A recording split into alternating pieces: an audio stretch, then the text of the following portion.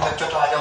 तो आज हम लीनियर इक्वेशन इन टू वेरिएबल का लास्ट लेक्चर के बारे में बात करते हैं। बेसिकली आज का लेक्चर हम बात करेंगे स्ट्रेट लाइन क्या होती है, उसकी इक्वेशन वगैरह क्या होती है और कुछ थोड़ा बेसिक्स है जो कि 11th वगैरह में काम आता है और बेसिकली तुम्हारा जो एग्जाम वगैरह होते हैं एनआईए आईओ में इस तरह के एग्जामों में भी ये पूछा जाता है।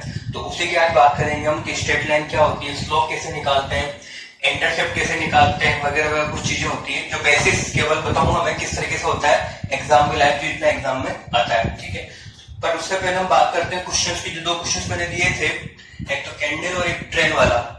ठीक है, तो सबसे पहले बात करते हैं कैंडल वाला क्वेश्चन की। तो वो क्वेश्चन था मेरे पास कि two candles of the same length are lighted at the same time at the first is consume in 6 hours. Let's suppose according to question में डायग्राम बनाता हूं। मेरे पास दो कैंडल्स हैं ए एंड बी। ठीक है, मुझे बोला है दोनों कैंडल्स की लेंथ क्या है, सेम है। लेट्स सपोज अगर इसकी लेंथ को मैं एल बोल देता हूं और इसकी लेंथ को भी अगर मैं एल बोल देता हूं तो मुझे गिवन है कि दोनों की लेंथ क्या है, इक्वल है। अब मुझे गिवन है कि जो फर्स्ट कैंडल है वो 4 घंटे में पूरी कंज्यूम हो जाती है एंड ये कैंडल मेरे पास 6 घंटे में पूरी कंज्यूम हो जाती है।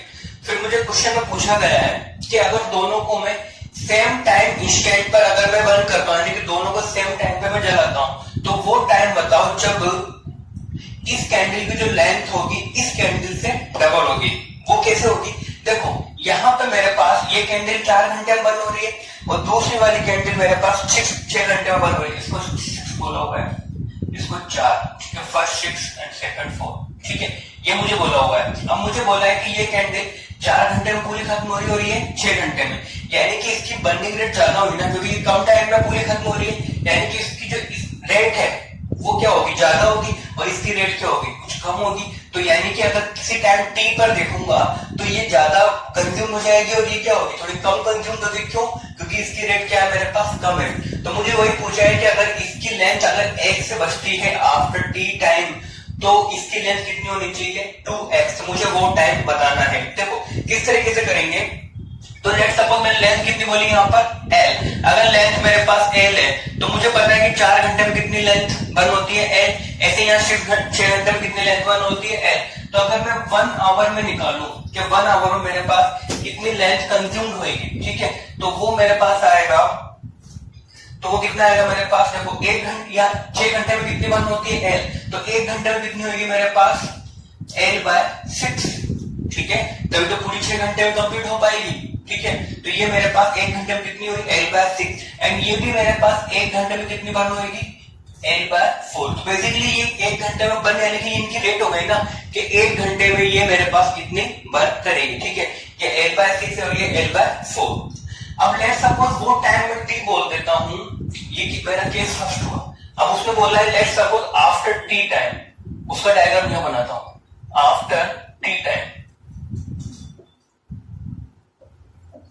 ठीक है, टी टाइम के बाद मैं बोल देता हूं कि यहां पे मेरे पास एक कैंडल ए थी और ये कैंडल मेरे पास बी थी इनिशियली। ठीक है, तो टी टाइम के बाद बोल देता हूं कि ये जो कैंडल है यहां से लेके यहां तक लेट्स सपोज खत्म हो गई। ठीक है, इतनी मेरे पास ये खत्म हो गई यहां तक, पहले मेरे पास इनिशियली इसकी ये पोजीशन थी। ठीक है, अगर ये खत्म हुई तो ये कुछ कम होगी। क्यों, क्योंकि इसकी रेट क्या है, मेरे पास लो है। तो लेट्स सपोज इसको बोल देता हूं कि यहां से यहां तक इतनी मेरे पास ये हो गया। ठीक है, अब यहां मुझे बोला है कि अगर इसकी लेंथ x है आफ्टर टी टाइम, अगर ये लेंथ मेरे पास x है तो ये लेंथ कितनी होनी चाहिए अकॉर्डिंग टू क्वेश्चन, मेरे पास 2x। तो मुझे वो टाइम बताना है कि किस टाइम पर इसकी लेंथ x और इसकी लेंथ क्या हो जाएगी, मेरे पास 2x हो जाएगी। ठीक है, तो अब आफ्टर टी टाइम ये कितनी बची मेरे पास x। तो टी टाइम में जो कैंडल भी है वो यहां से लेके यहां तक बर्न हो चुकी, यानी कि 1 घंटे में अगर मेरे पास ये इतनी बर्न हो रही थी तो टी टाइम में कितनी बर्न हो जाएगी यहाँ पे l/t/4, क्योंकि 1 घंटे में अगर l/4 बर्न होती है तो टी टाइम में कितनी हो जाएगी, l/t/4। ऐसे ये जो है मेरे पास ये कितना हो जाएगा, l/t/6।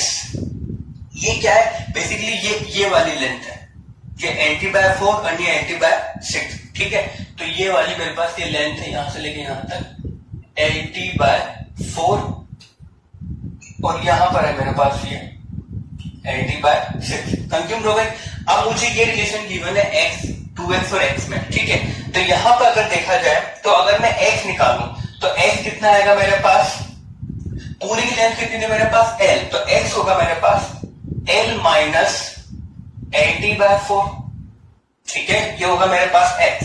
अब यहां से इसकी लेंथ अगर निकालूं, इसकी जो रिमेनिंग लेंथ है इस वाले की, तो इसकी रिमेनिंग लेंथ कितनी होगी मेरे पास, यहां से लेके यहां तक, ये होगी मेरे पास l माइनस LT/6, ठीक है, ये होगा मेरे पास l माइनस LT/6। अब मुझे गिवन है ये क्या मेरे पास 2x, ये क्या है x, तो रिलेशन लग जाते हैं, यानी कि इसको 2 से मल्टीप्लाई किया तो ये बनना चाहिए, यानी कि एज पर कंडीशन मेरे पास लिखा हुआ है 2 टाइम्स ऑफ दिस लेंथ, यानी कि 2 times of l minus LT/6 is equal to, ठीक है, तो ये हो जाएगी मेरे पास 2x, ये अगर x है तो इसकी लेंथ 2 होनी चाहिए ना, तो ये 2 टाइम्स x से मल्टीप्लाई होगा, मेरे पास x कितना है यहाँ पे, x से मेरे पास ये, तो 2 टाइम्स ऑफ दिस, यानी कि 2 times of l minus LT/4 is equal to 2 times 2x is equal to, ये इज इक्वल टू जाएगा मेरे पास l माइनस LT/6, तो ये मेरे पास इक्वेशन बनेगी। अब मुझे क्या निकालना है, यहाँ पर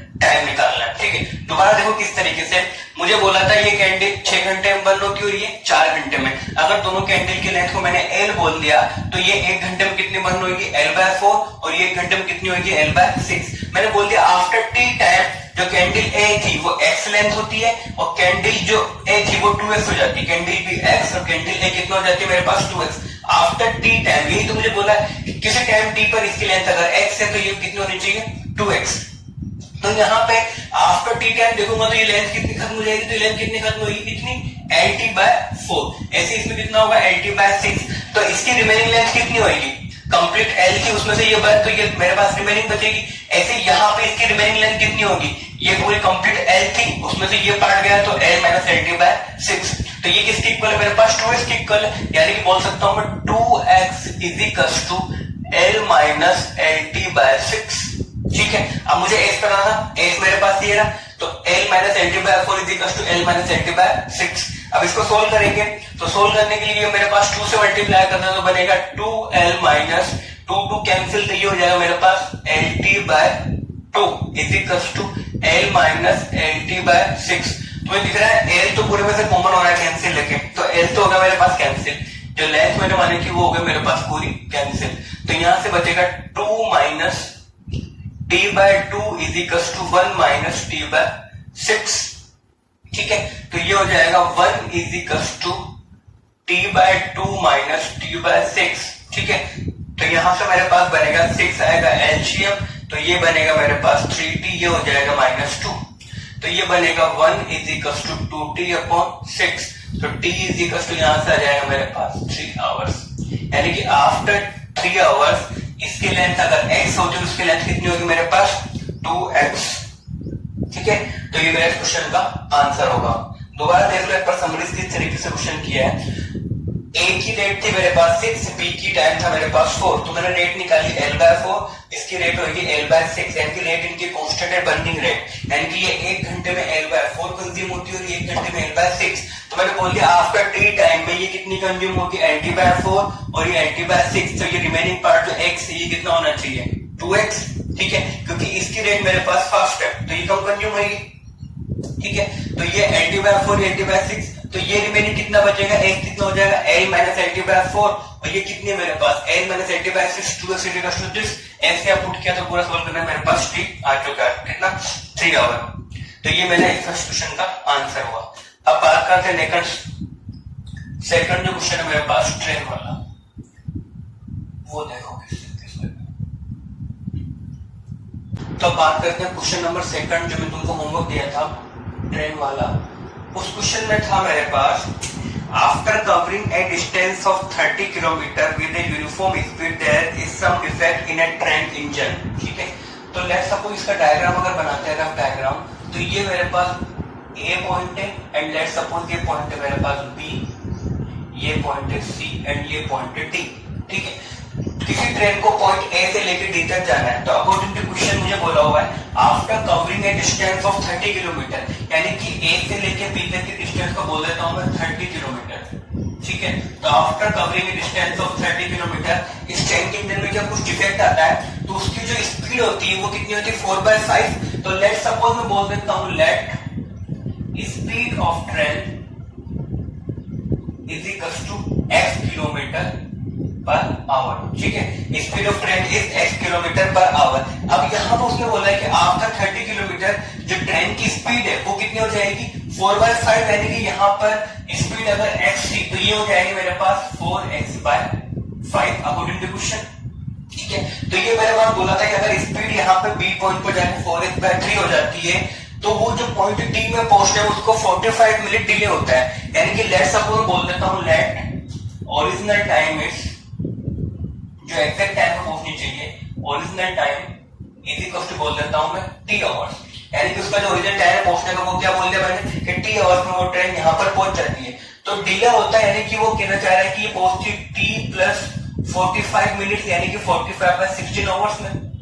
ये बोला मुझे क्वेश्चन में कि 30 किलोमीटर की उसकी स्पीड होती है 4x/5, तो ट्रेन जो है वो 45 मिनट लेट पहुंचती है यानी कि t प्लस 45/6। तो ये क्वेश्चन में था मेरा। अब इसके पहले क्वेश्चन बना लेते हैं। अब देखो यहाँ से लेके a से लेके b की कंप्लीट डिस्टेंस है, तो मुझे पता है डिस्टेंस क्या होता है मेरे पास, जो डिस्टेंस तो हमेशा कांस्टेंट रहेगी। तो distance is equal to speed into time. Speed कितना है मेरे पास ओरिजिनल x एंड टाइम कितना था t, यानी कि ये मेरे पास होगी डिस्टेंस xt के ऊपर। ठीक है, अब एक क्वेश्चन बनाते हैं किस तरीके से। मुझे टाइम कितना लग रहा है इतना, यानी कि टाइम लग रहा है मुझे t प्लस 45/60। अब ये टाइम यहां लग रहा है, अब यहां से टाइम निकालते हैं। तो पहले टाइम निकालते हैं कि इस AB में कितना टाइम लगेगा। डिस्टेंस कितनी है 30 और स्पीड कितनी है मेरे पास x, तो टाइम लगेगा, टाइम क्या हो जाएगा मेरे पास डिस्टेंस अपॉन स्पीड, तो टाइम लगेगा मेरे पास 30/x प्लस सेकंड। अब मुझे पहुंचना है B से D, और B से D के लिए स्पीड कितनी है मेरे पास 4x/5, यानी कि अब मेरे पास ये जो रिमेनिंग डिस्टेंस है कितनी हो जाएगी पूरी कितनी है मेरे पास xt। तो xt में से 30 तो कंप्लीट हो चुकी, तो ये कितनी बचेगी मेरे पास xt माइनस 30। तो यहाँ पे मेरे पास बनेगा, तो ये हो गया 30/x और इसके लिए बनेगा मेरे पास xt माइनस 30 अपॉन स्पीड कितनी है इस डिस्टेंस के लिए 4x/5, यानी कि 4x और 5 हो जाएगा यहां। तो ये मेरे पास इक्वेशन में थोड़ा इसको सोल्व कर लेते हैं। तो ये बनेगा मेरे पास 30/x प्लस ये 5 से मल्टीप्लाई करेंगे तो x है कैंसिल, तो ये हो जाएगा मेरे पास 5t/4। ठीक है, और यहां से हो जाएगा मेरे पास 150/4x इज इक्वल टू, ये 15 से कैंसिल हो गया 3 हो जाएगा मेरे पास 4। तो ये हो चुका है मेरे पास। इसको अगर और सिंप्लीफाई कर देते हैं तो ये हो जाएगा मेरे पास 30/x एज इट इज। ठीक है, और यहां से आएगा मेरे पास, इसको कैंसिल कर देते हैं 2 से, तो ये बनेगा मेरे पास 75, ये हो जाएगा मेरे पास 2x, तो ये हो जाएगा मेरे पास -75/2x, और ये हो जाएगा 5t/4 माइनस t, तो कितना हो जाएगा plus t/4 is equal to कितना हो जाएगा 3/4। तो यहां से अगर मैं इसको सिंप्लीफाई करूं तो 2 से मल्टीप्लाई, तो यहाँ पे एलसीएम कितना है 2x, तो 2x एलसीएम होने को जाएगा 60, यानी कि बनेगा मेरे पास -15/2x plus t/4 is equal to 3/4। तो ये हो गया मेरे पास equation number first in t and x। अब इसी सेकंड क्वेश्चन उसने सेकंड पार्ट में बोला है कि जो वो है अगर उसकी स्पीड आफ्टर 18 किलोमीटर अगर कम होती है, यानी कि अकॉर्डिंग टू क्वेश्चन इसकी स्पीड अगर 18 किलोमीटर स्पीड अगर आफ्टर 18 किलोमीटर कम होती है तो वो 9 मिनट्स अर्लियर पहुंच जाती है, यानी कि ये मेरे पास फर्स्ट इक्वेशन है। अब सेकंड केस की बात करते हैं। तो सेकंड में उसने मुझे बोला है कि अगर वो मेरे पास सेम डायग्राम है, ट्रेन को ए से डी ही पहुंचना है।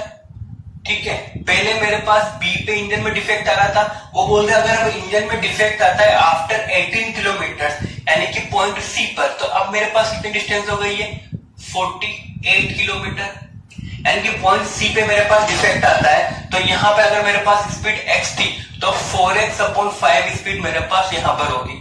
ठीक है, तो ट्रेन जो है वो 9 मिनट अर्लियर पहुंच जाती है। अब यहाँ लिखा है लैंग्वेज में 9 मिनट्स अर्लियर, तो वो इसके कंपैरिजन में लिखा है, इस पूरे के कंपैरिजन में, ना कि सिंपली टी के कंपैरिजन में। ठीक है, लास्ट क्लास में मैंने यहाँ बेसिकली मैंने डायरेक्टली t-9 कर दिया था जो कि गलत था। ठीक है, वो इसके कंपैरिजन में लिखा था, कि 9 minutes earlier compare to this, तो यहाँ पे बेसिकली आपको पहुंचेगी t प्लस पहले पहुंच रही थी 45/60 पर, अब 9 मिनट्स अर्लियर क्या हो जाएगा -9/60।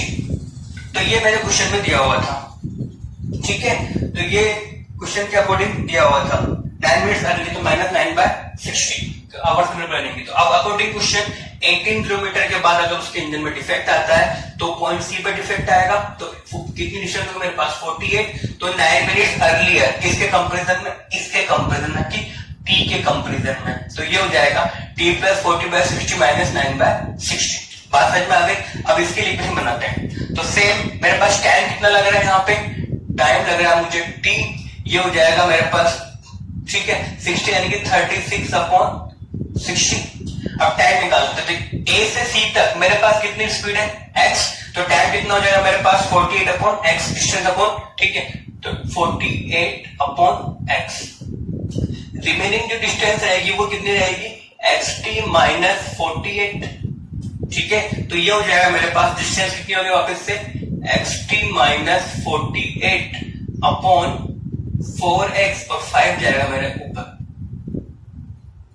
ठीक है, तो ये होगा, वापस इसको सोल्व कर लेते हैं, तो ये तो 48/x, तो एज इट इज प्लस ये अंदर मल्टीप्लाई होके x कैंसिल, तो ये बनेगा मेरे पास 5t/4, 48/4 कितना हो जाएगा 12, तो ये बनेगा मेरे पास 12 यानी कि 60/x, ठीक है, इजिकल्स टू हो जाएगा मेरे पास t प्लस ये 12 से कैंसिल हो गए 3 और 5,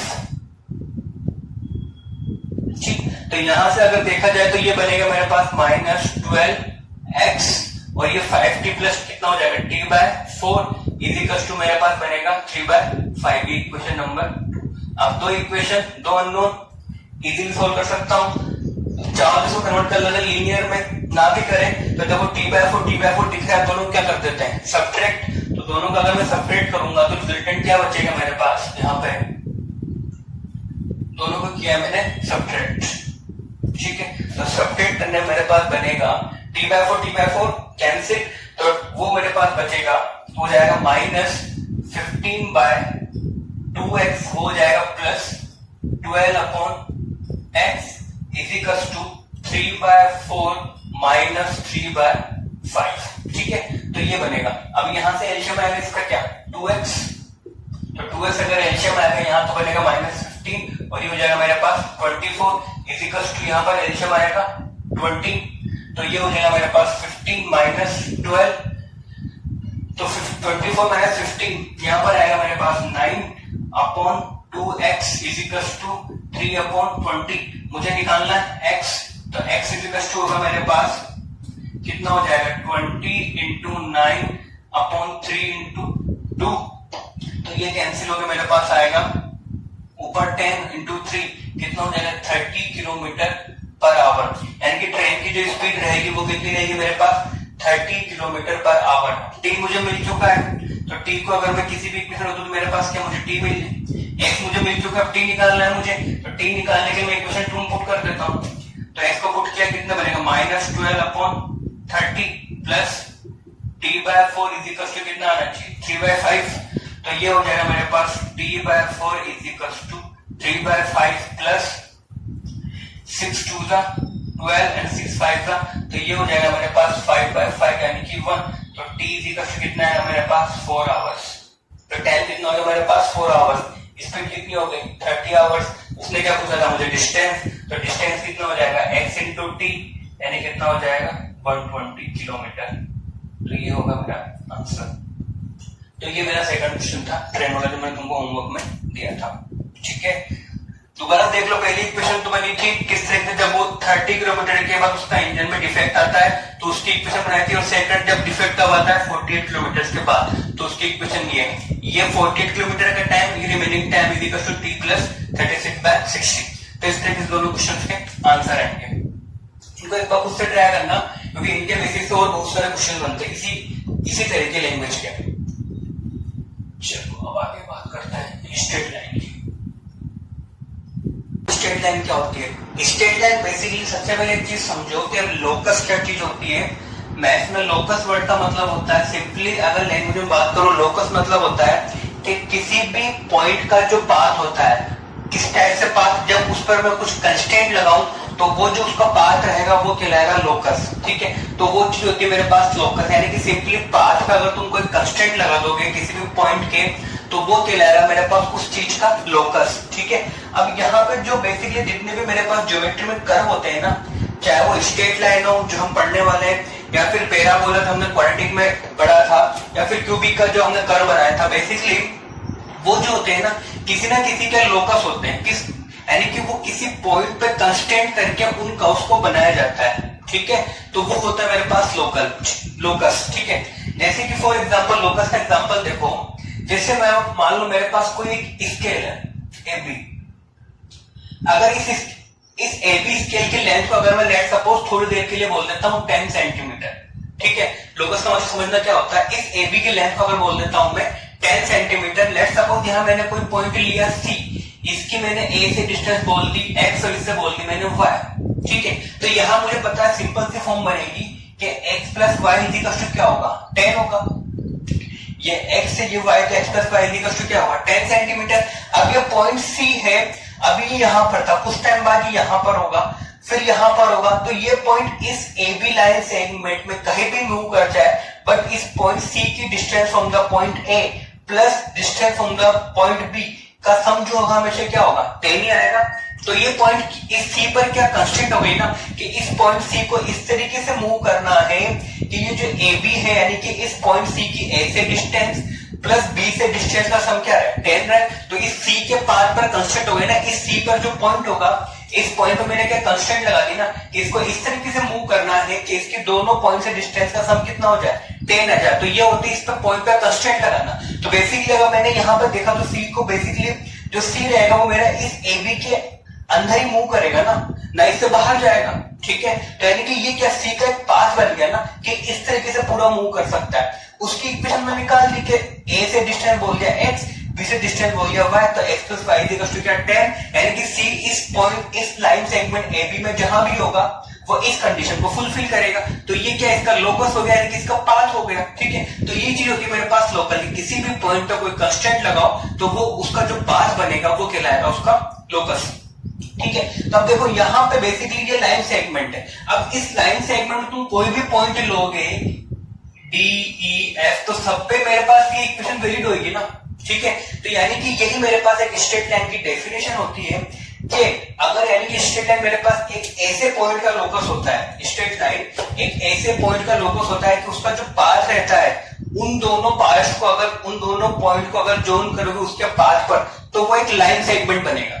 इसलिए देखो, a straight line is the simplest geometrical curve such that every point on the line segment joining any two points on it lies on it, यानी कि इसके पाथ पे अगर तुम कोई भी दो पॉइंट्स लोगे और उन दोनों पॉइंट्स को जोड़ कर एक लाइन सेगमेंट बनाओगे तो वो लाइन सेगमेंट कंप्लीटली उस पाथ पे ही लाई करेगा। तो वो जो लोकस होता है वो कहलाता है मेरे पास स्ट्रेट लाइन। ठीक है, सिंपली जैसे मान लो ये मेरे पास कोई स्ट्रेट लाइन है, लेंथ इसकी डिफरेंट होती है, इस पर मैं कोई भी दो पॉइंट ले लूं A और B, तो अकॉर्डिंग टू क्वेश्चन कि इस पर इसके जो पाथ पर तुम कोई भी दो पॉइंट्स अगर लोगे और उन दोनों पॉइंट्स को तुम ज्वाइन करोगे तो जो लाइन सेगमेंट बनेगा ना वो कंप्लीटली उस लाइन पर ही लाई करेगा। तो वो जो लोकस कहलाएगा वो क्या कहलाएगी, स्ट्रेट लाइन। ठीक है, अगर मान लो मैं कोई दूसरा कर्व, मैं लेट्स सपोज मैंने कोई कर्व बनाया, इस कर्व में मैंने कोई दो पॉइंट्स लिए A, ठीक है, एक पॉइंट लिया मैंने A और B, अब यहाँ पे इस लाइन सेगमेंट को ज्वाइन करूंगा तो ये जो लाइन सेगमेंट है कर्व थोड़ा लाई कर रहा है तो ये मेरे पास स्ट्रेट लाइन कर्व नहीं बनेगा। ठीक है, तो ये मेरे पास स्ट्रेट लाइन के जो लोकस होता है उसकी डेफिनेशन होती है कि उसके कर्व पे कोई भी अगर तुम दो पॉइंट्स लोगे तो वो जो लाइन सेगमेंट बनेगा वो कंप्लीटली उस पाथ पर या उस कर्व पर ही लाई करेगा, तो वो कहलाती है मेरे पास स्ट्रेट लाइन। ठीक है, तो a straight line is the simplest geometrical curve such that every point on the line segment joining any two points on it lies on it। ठीक है, अब ये मेरे पास जनरल फॉर्म स्ट्रेट लाइन होती है ax plus by plus c, ये हम पहले ही पढ़ चुके हैं। लीनियर इक्वेशन इन टू वेरिएबल स्टार्टिंग में यही से करी थी, तो ये मेरे पास स्ट्रेट लाइन की जनरल फॉर्म होती है, हमने इसका कर्व भी बनाया था स्टार्टिंग में। तो ax plus by plus c is equal to 0 where A and B are constant and cannot be simultaneously zero. A और B दोनों एक साथ जीरो नहीं हो सकते। इसका रीजन मैं बता चुका था, क्योंकि दोनों अगर जीरो बन गए तो constant equal to zero possible है, तब जीरो ना हो। ठीक है, तो ये मेरे पास general form of the straight line होता है, यानी कि स्ट्रेट लाइन का अगर तुम ज्योमेट्रिकल रिप्रेजेंटेशन करोगे, यानी कि ये x से ये y है, तो सिंपली स्ट्रेट लाइन कुछ इस तरीके से बनेगी। कैसे भी, इस तरीके से, इस तरीके से, कैसे भी शेप आ सकती है डिपेंडिंग ऑन कोएफिशिएंट्स। ठीक है, तो ये भी मेरे पास स्ट्रेट लाइन, ये भी स्ट्रेट लाइन। ठीक है, तो ये मेरे पास एक स्ट्रेट लाइन की सिंपलिटी है कि स्ट्रेट लाइन होती क्या है, उसकी मेरे पास एक ज्योमेट्रिकल इक्वेशन की होती है। इसको ड्रॉ करोगे तो इसकी शेप कुछ इस तरीके से आएगी, तो ये होती है मेरे पास स्ट्रेट लाइन। ठीक है, अब बात करते हैं इंक्लिनेशन क्या होता है। ठीक है, इंक्लिनेशन का मतलब होता है बेसिकली झुकाव, कि कौन कितना झुका हुआ है बेसिकली। ठीक है, तो ये मेरे पास ax plus by plus c equal to 0। अब अगला हेडिंग है मेरे पास इंक्लिनेशन ऑफ ए लाइन। ठीक है, इंक्लिनेशन का मतलब क्या होता है, जैसे मान लो ये मेरे पास स्ट्रेट लाइन है।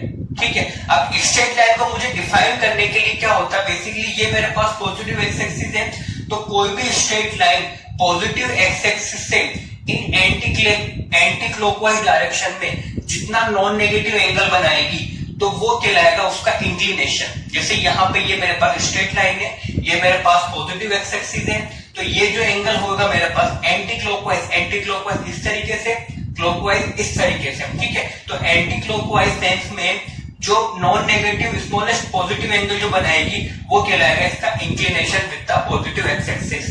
ठीक है, तो इंक्लिनेशन तो बेसिकली एक एंगल हो गया मेरा जो लाइन पॉजिटिव एक्स एक्सिस से बनाती है।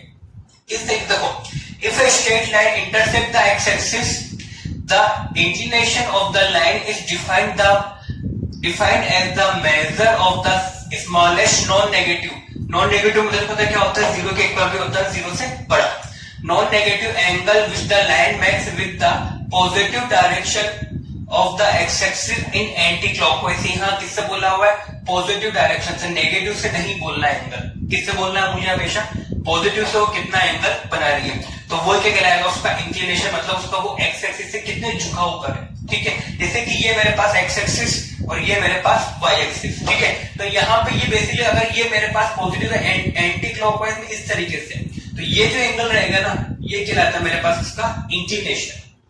ठीक है, तो इंक्लिनेशन की जो वैल्यू होती है ना, बेसिकली ये कहां से स्टार्ट होती है मेरे पास, जीरो से, और ऐसे जीरो से होता हुआ एंटी क्लॉकवाइज जाता हुआ कहां तक पहुंच जाएगा, ये 180 तक।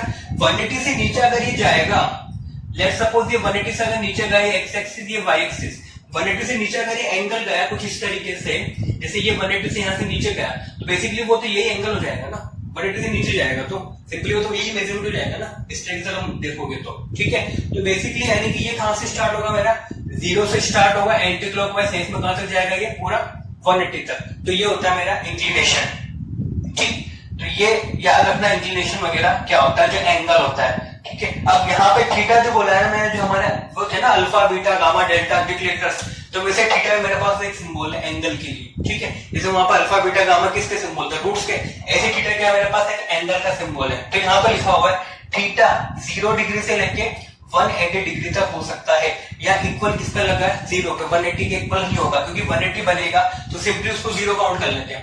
And theta is not equal to 90 degree, यानी कि थीटा मेरे पास 90 डिग्री नहीं हो सकता, यानी कि इस सेकंड थीटा तुम नहीं बना सकते, क्यों नहीं, देखते हैं वो नहीं बना सकते हैं। ठीक है, ये लिखा मैंने डिग्री में, अगर इसको मैं रेडियन में लिखना चाहूं तो रेडियन में क्या लिखूंगा मैं, 0 रेडियन थीटा पाई 180 की डिग्री क्या बनता है मेरे पास, पाई रेडियन। ठीक है, एंड 90 डिग्री क्या बनता है मेरे पास, theta is not equal to pi by 2। किसमें लिख दिया मैंने, रेडियन में। तो ये होता है मेरे पास इंक्लिनेशन। ठीक है, तो मेरे ख्याल से आपको क्लियर होगा स्ट्रेट लाइन क्या होती है, उसका इंक्लिनेशन क्या होता है। इंक्लिनेशन हमेशा पॉजिटिव एक्स एक्सिस से देखना होता है, नेगेटिव से नहीं देखना होता है, बात रखना। ठीक है, और थीटा की 0 से लेके 180, 0 पर इक्वल है, 180 पर इक्वल साइन नहीं है, और 90 डिग्री इक्वल नहीं हो सकता। ये 90 डिग्री इक्वल क्यों नहीं होता, ये दिखाता हूं अभी नेक्स्ट में। ठीक है, तो ये मेरे ख्याल से क्लियर होगा। अब नेक्स्ट बात करते हैं स्लोप। स्लोप क्या होता है,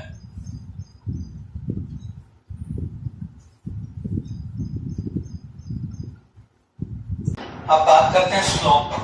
स्लोप को बेसिकली स्लोप बोला जाता है, या फिर इसका एक और नाम होता है ग्रेडियंट ऑफ ए लाइन।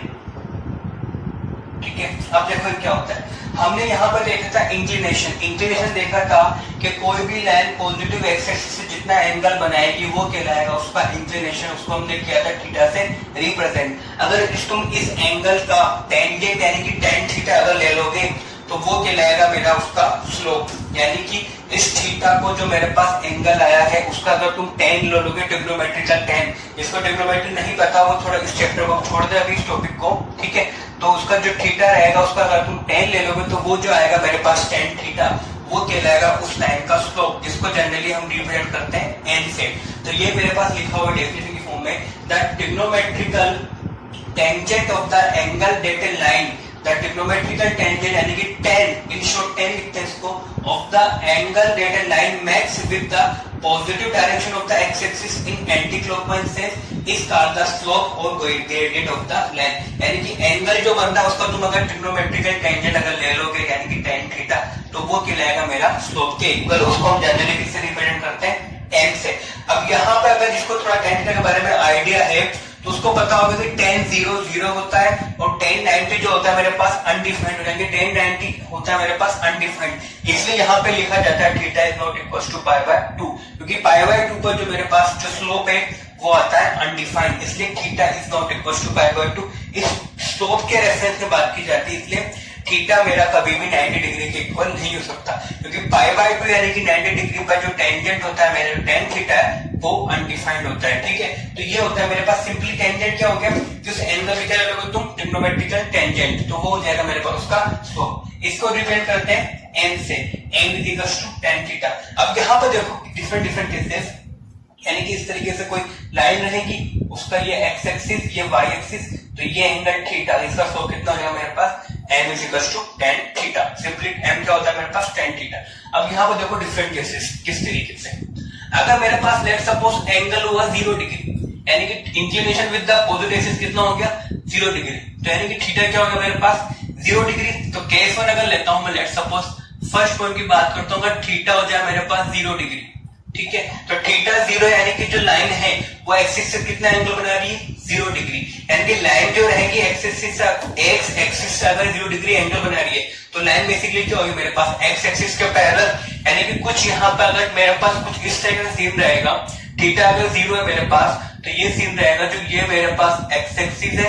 ये मेरे पास वाई एक्सिस है, जो लाइन है कि मेरे पास थीटा अगर 0 है तो लाइन रहेगी एक्स एक्सिस के पैरेलल, यानी कुछ इस तरीके से मेरी लाइन रहेगी, तभी 0 एंगल बनेगा मेरे पास, ठीक है। तो यानी कि अगर थीटा 0 है तो इसका जो स्लोप आएगा m, वो कितना होगा मेरे पास tan 0, और tan 0 पता है मुझे 0 होता है, ठीक है।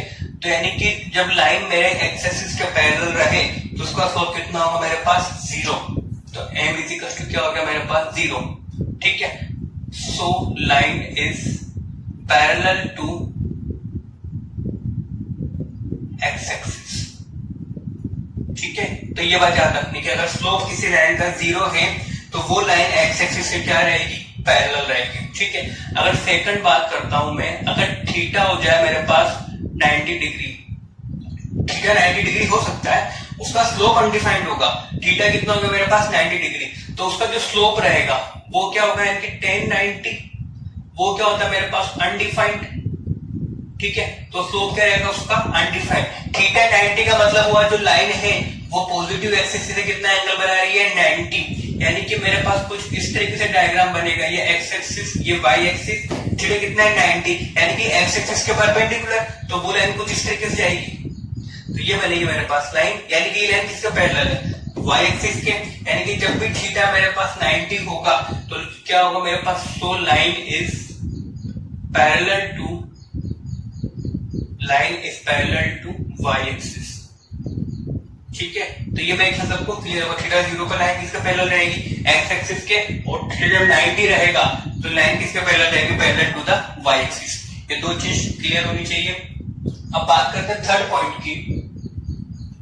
मेरे पास tan थीटा का जो बेसिक फॉर्मूला होता है वो होता है मेरे पास perpendicular upon base in right angle triangle, ठीक है, सबको पता होगा ये, ठीक है। अगर नहीं भी पता हो तो हमारे 10th क्लास का चैप्टर आने वाला है, टेंशन मत लेना, ठीक है। तो थर्ड पॉइंट की अगर बात करता हूं मैं, जो tan थीटा मेरे पास होता है सिंपली बेसिक फॉर्मूला होता है उसका perpendicular upon base, tan theta हो जाता है मेरे पास परपेंडिकुलर अपॉन बेस। ठीक है, अब यहाँ पे देखो मुझे पता है कि एक लाइन पे मेरे पास कितने पॉइंट्स लाया करते हैं, इनफाइनाइट। ये हमने देखा था कि अगर मेरे पास एक स्ट्रेट लाइन में कितने पॉइंट्स लाया करते हैं, उस पे इनफाइनाइट नंबर ऑफ पॉइंट्स लाया करते हैं। लेट्स सपोज ये ए पॉइंट है, ये बी पॉइंट है, ये लाइन स्ट्रेट से चल रही है। ठीक है, ए पॉइंट के कोऑर्डिनेट लेट्स सपोज मैंने बोल दिए थोड़ी देर के लिए x1, y1 and B point के बोल दिए मैंने x2, y2। ठीक है, अब यहां पे अगर देखा जाए तो ये मेरे पास बनेगा क्या, x1 और ये पॉइंट रहेगा मेरे पास क्या, x2। ऐसे ये पॉइंट बनेगा मेरे पास y1 और ये बनेगा मेरे पास y2। ठीक है, अब यहां पे अगर मैं ये डिस्टेंस देखूं तो ये डिस्टेंस कितनी बनेगी, यहां से यहां तक मेरे पास कितना है x2, ये कितना है मेरे पास x1, तो ये हो जाएगा मेरे पास x2 माइनस x1। ऐसे ये पूरा कंप्लीट कितना है मेरे पास y2 और ये है मेरे पास y1, तो ये कितना होगा मेरे पास यहां से लेके यहां तक y2 minus y1।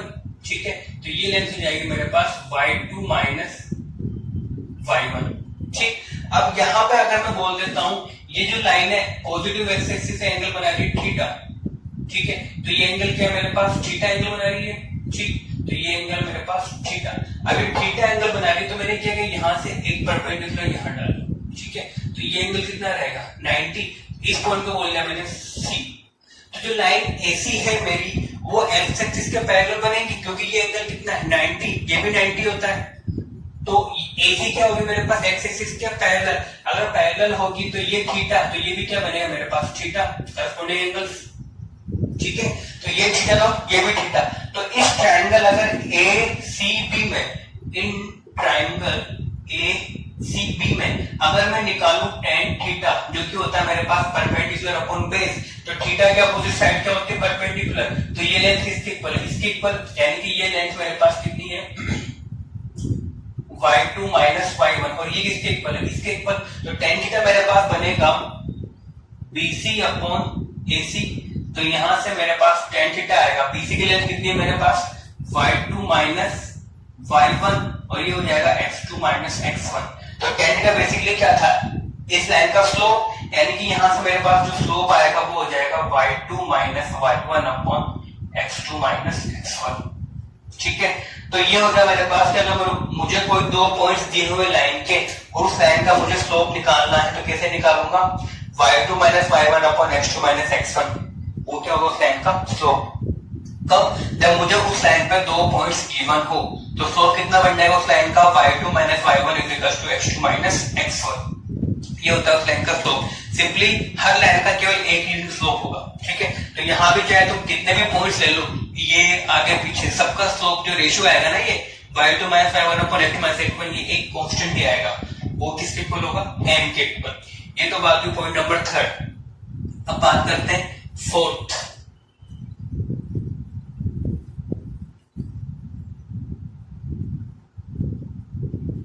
Fourth point है मेरे पास, देखो।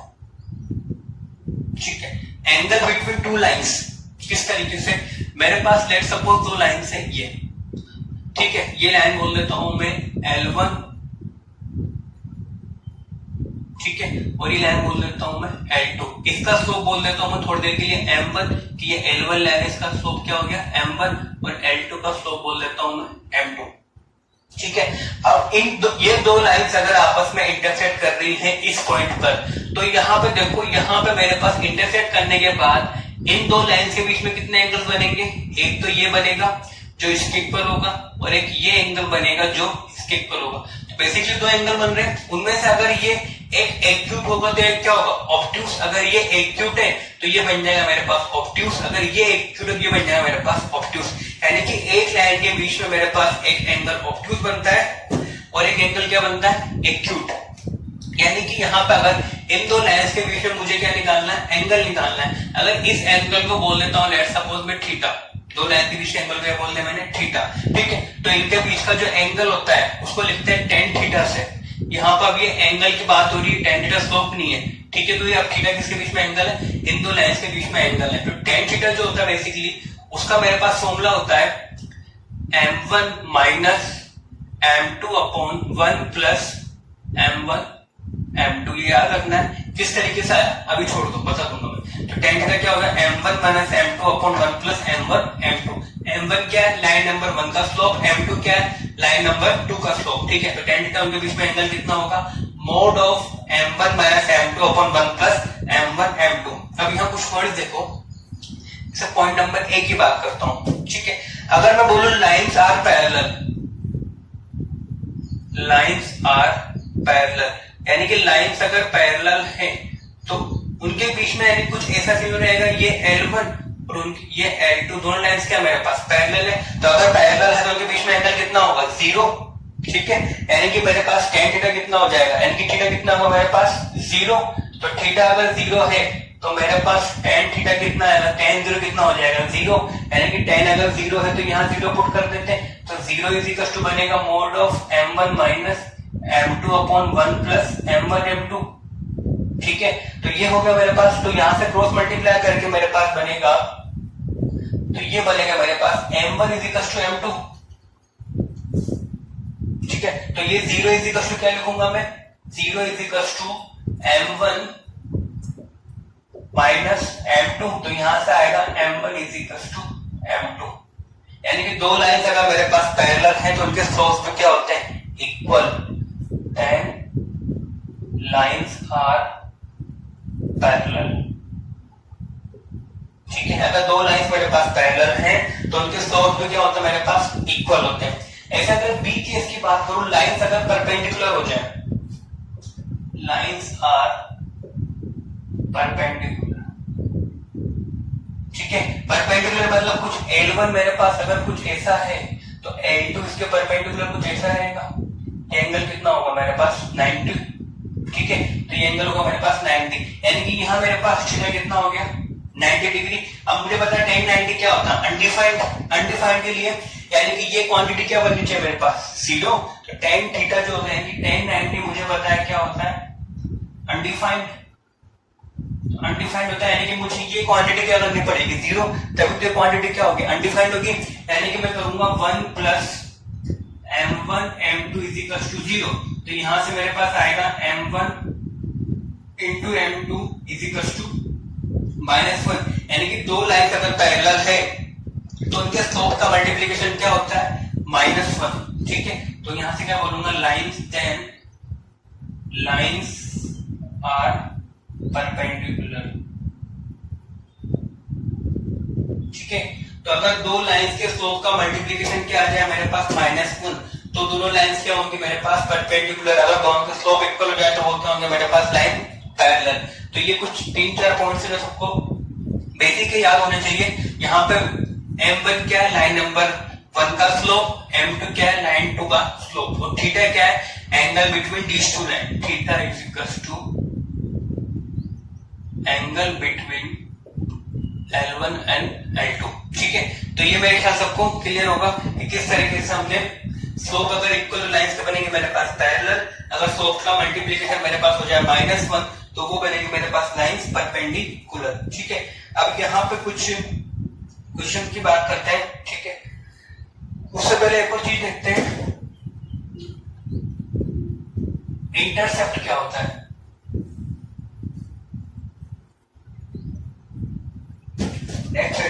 इंटरसेप्ट ऑफ लाइंस, तो बात करते हैं इंटरसेप्ट ऑफ लाइंस, ठीक है। इंटरसेप्ट का मतलब होता है बेसिकली, लेट सपोज मेरे पास एक स्ट्रेट लाइन है,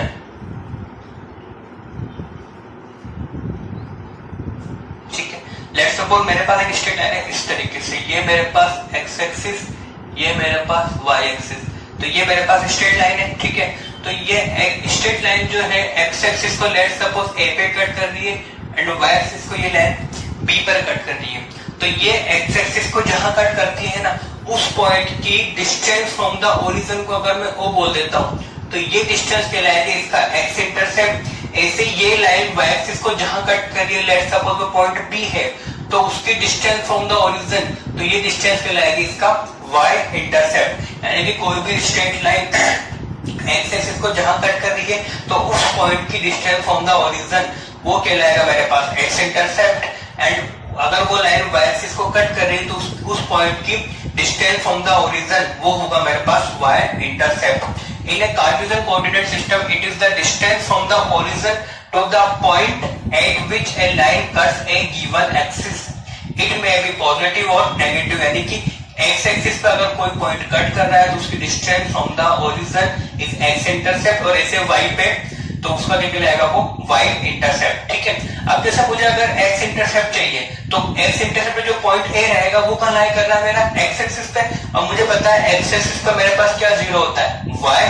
तो मेरे पास अगर यहाँ पे इसकी इक्वेशन में अगर मैं y को 0 पुट कर दूं, बेसिकली जो मेरा पॉइंट रहेगा ये कुछ x को 0 होगा ना, क्योंकि y क्या है यहाँ पे 0। तो अगर इसकी इक्वेशन में y को 0 पुट करके x के लिए सोल्व कर दूं तो मुझे क्या मिल जाएगा उसका x intercept. To get the x intercept OA, we put y is equal to 0 in the equation of the straight line and solve for x। यानी कि y को 0 पुट करके मैं x के लिए सोल्व करूंगा तो जो मेरा आंसर आएगा वो क्या रहेगा मेरा इसका x इंटरसेप्ट। वो पॉजिटिव भी आ सकता है नेगेटिव। अभी जैसे प्लस x पे कट कर रहा है, अगर लाइन में ऐसे बना तो नेगेटिव पे कट कर तो मेरे पास x इंटरसेप्ट क्या आएगा नेगेटिव आएगा। ऐसे अगर मुझे अगर y इंटरसेप्ट निकालना है तो y इंटरसेप्ट के लिए मुझे पता है ये पॉइंट निकालना, तो ये पॉइंट बनेगा मेरे पास 0, कुछ y, तो y से मेरे पास x क्या होता है 0। तो अगर मैं x को 0 पुट कर दूंगा और किस लिए सोल्व कर लूंगा y के लिए, तो मुझे क्या मिल जाएगा उसका y intercept. To get the y intercept OB we put x is equal to 0 in the equation of straight line and solve for y। ठीक है, तो ये होता है मेरे पास intercept x intercept and y intercept. Line जो है मेरे पास x एक्सिस को जिस पॉइंट पर कट कर रही है उस पॉइंट की मुझे किससे डिस्टेंस निकालनी है ओरिजिन से, वो कहलाएगा मेरे पास x इंटरसेप्ट। ऐसे लाइन y एक्सिस को जहां कट कर रही है उस पॉइंट की ओरिजिन डिस्टेंस कहलाएगी मेरे पास उसका y इंटरसेप्ट। तो ये होता है मेरे पास इंटरसेप्ट ऑफ द लाइंस। ठीक है, अब बात करते हैं आगे different forms of straight line. Different forms of straight line देखो क्या होता है।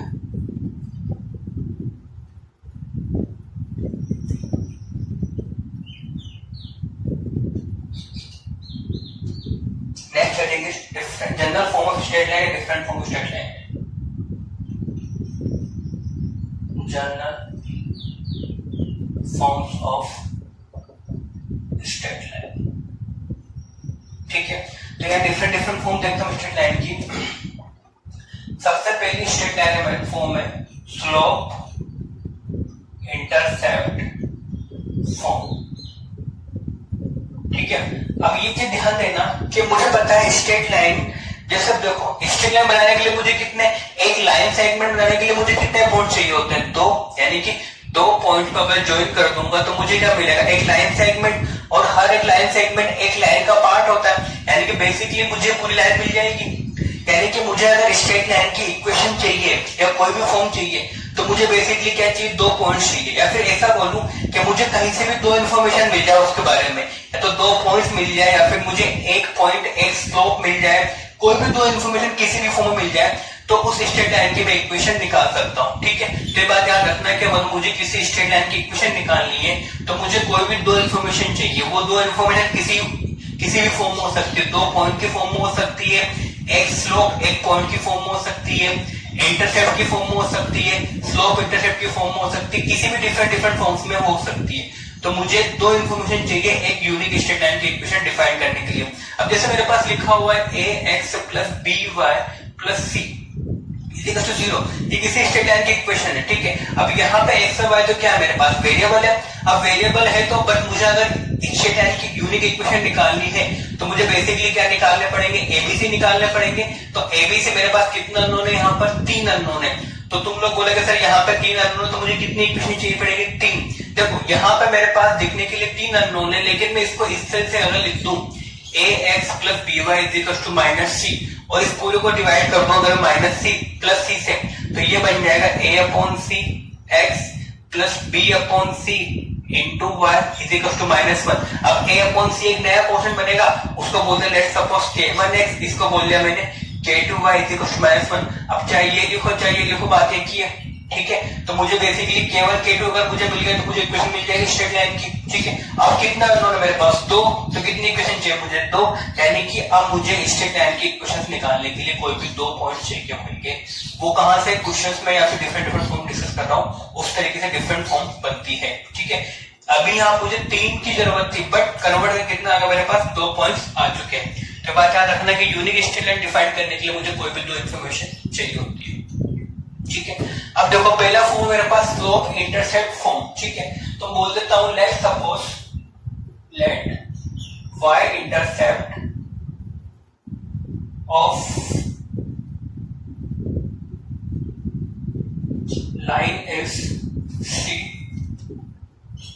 And m is slope of line.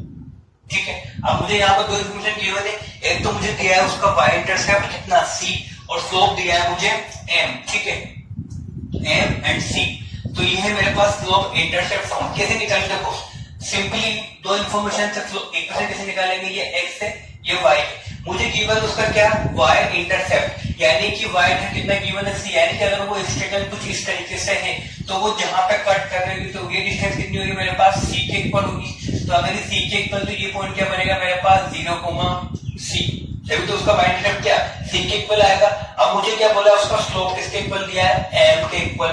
अब मुझे पता है अगर इस लाइन पे कोई मैं जनरल पॉइंट बोल दूं x, y, ठीक है, तो लाइन का स्लोप हमेशा क्या होता है, एक कांस्टेंट होता है, एक यूनिक लाइन का स्लोप, यानी कि ये जो लाइन है इसका स्लोप भी क्या होगा मेरे पास, कांस्टेंट होगा। ठीक है, तो हमने थोड़ी देर पहले 2.4 में स्लोप देखा था, स्लोप की इक्वेशन देखी थी, तो इसका स्लोप अगर मेरे पास m है तो स्लोप था मेरे पास y2 minus y1 upon x2 minus x1। अब इसमें से किसी को भी y2 y1 बोल दो, कोई फर्क नहीं पड़ता। तो m इज इक्वल्स टू, ठीक है, y2 माइनस y1 कर देता हूं मैं, तो कर देता हूं let's suppose y minus c, इसको मैंने बोल दिया 1, 2 इसको बोल दिया 1, तो y माइनस c, और ये हो जाएगा मेरे पास x माइनस 0। ठीक है, और जब क्रॉस मल्टीप्लाई कर दूं क्या बन जाएगा, mx is equals to y minus c, तो y इज इक्वल्स टू क्या आएगा मेरे पास, mx प्लस c। तो ये होती मेरे पास slope intercept form of a straight line. c m क्या है यहाँ पे, slope of the line, c क्या है यहाँ पे उसका y इंटरसेप्ट। देखो y के लिए क्या तो 0 पुट करना पड़ता है, x तो इसको 0 पुट किया तो y कितना हो गया c, तो m क्या है यहाँ पे स्लोप और c क्या है यहाँ पे उस लाइन का y इंटरसेप्ट। तो ये है मेरे पास स्लोप इंटरसेप्ट फॉर्म। अब देखना, अगर तुम किसी भी स्ट्रेट लाइन को इस फॉर्म में रिप्रेजेंट कर पाते हो, किस फॉर्म में, कि कोएफिशिएंट ऑफ y क्या होना चाहिए 1, तो उसमें जो कोएफिशिएंट ऑफ x रहेगा वो क्या दिखाएगा हमेशा, उस लाइन का स्लोप। फॉर एग्जांपल अगर मेरे पास लिखा हुआ है 2x plus 3y plus 5 is equal to 0, अगर मैं इसमें y का कोएफिशिएंट 1 कर दूं, वो कैसे करूंगा, 3y इज इक्वल टू बनेगा माइनस 5 माइनस 2x। अब 1 करने के लिए क्या डिवाइड कर दे 3 से, तो 3 से डिवाइड करना पड़ेगा माइनस 5/3 माइनस 2/3 इंटू क्या हो जाएगा x, तो कोएफिशिएंट ऑफ x जो रहेगा ये माइनस 2/3, ये कहलाएगा इस लाइन का स्लोप। ठीक है, यानी कि अगर स्ट्रेट लाइन को तुम इस फॉर्म में लेके आते हो तो उसका जो कोएफिशिएंट ऑफ x रहेगा वो कहलाएगा उस लाइन का स्लोप। जैसे यहाँ पर स्लोप कितना है मेरे पास माइनस 2/3, तो ये है इसका लाइन का स्लोप। ठीक है, तो ये मेरे पास स्लोप इंटरसेप्ट फॉर्म। इन्फॉर्मेशन 2 थी, उसकी एक यूनिक इक्वेशन हमने निकाली। अब यहाँ पे c कितना बच जाएगा मेरे पास माइनस 5/3, यानी कि y इंटर कितना हो जाएगा मेरे पास माइनस 5/3। तो ये थी मेरे पास slope intercept form. Second form की बात करते हैं। सेकंड फॉर्म मेरे पास point slope form. Second is point slope form, यानी कि मुझे एक पॉइंट गिवन है लाइन का और उसकी एक स्लोप गिवन है। ठीक है, तो लेट्स सपोज स्लोप को बोल देता हूं वापस से मैं m, और पॉइंट को बोल देता हूं जो मुझे गिवन है x1, y1, यानी कि जो लाइन उसका स्लोप m है और वो लाइन मेरी x1, y1 से पास हो रही है। तो यहां मेरे पास कुछ इस तरीके से ये डायग्राम बनेगा, ये x एक्सिस, ये y एक्सिस, ये मेरे पास स्ट्रेट लाइन जिसकी मुझे इक्वेशन निकालनी है। ठीक है, लेट्स सपोज ये पॉइंट मैंने बोल दिया, ठीक है, ये पॉइंट मैंने बोल दिया जो मुझे गिवन है a पॉइंट x1, y1। ठीक है, अब मुझे इक्वेशन निकालनी है, 2 इन्फॉर्मेशन गिवन है, यानी कि मेरे पास इक्वेशन लिख लेगी। तो लेट्स सपोज यहाँ पे जनरल पॉइंट बोल देता हूँ p x, y, तो ये पॉइंट भी इस लाइन पे लाई करेगा। तो यानी कि AB का जो लाइन जो स्लोप रहेगा वो निकाल सकते हैं वापस 2 पॉइंट फॉर्म से, यानी कि m इज इक्वल टू वापस से y2 minus y1 upon x2 minus x1, तो ये बनेगा m y2 minus y1 upon x2 minus x1, तो y। ठीक है, किसी को भी इसमें कोई कंफ्यूजन नहीं है, तुम किसी को भी x1 y1 किसी को भी x2 y2 बोल सकते हो, आंसर सेम आएगा। ठीक है, तो मैं लिख देता हूं यहां से y माइनस y1 अपॉन ये हो जाएगा x माइनस x1। ठीक है, अब यहां से क्रॉस मल्टीप्लाई करके मेरे पास बनेगा y minus y1 is equal to m x minus x1। तो ये होगी मेरे पास पॉइंट स्लोप फॉर्म। पॉइंट क्या होगा मेरे पास x1 y1 और स्लोप क्या होगा मेरे पास m। तो ये है मेरे पास point slope form of a straight line. ठीक, अब थर्ड की बात करते हैं, 2 पॉइंट फॉर्म।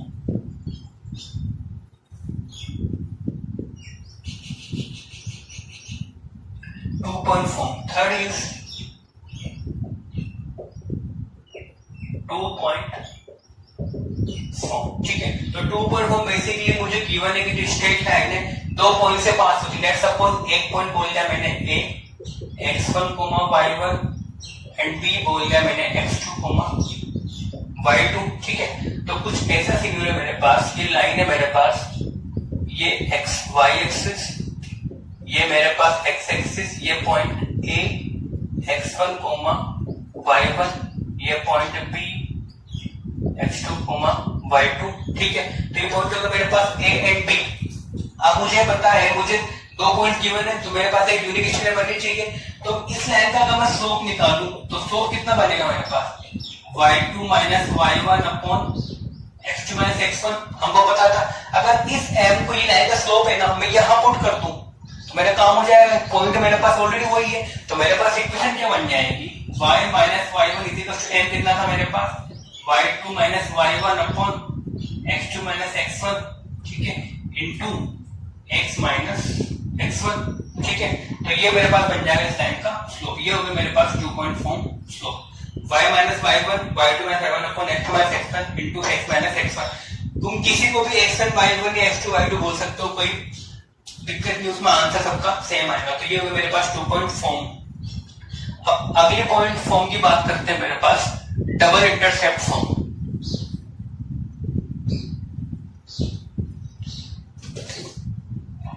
फोर्थ है मेरे पास डबल इंटरसेप्ट फॉर्म।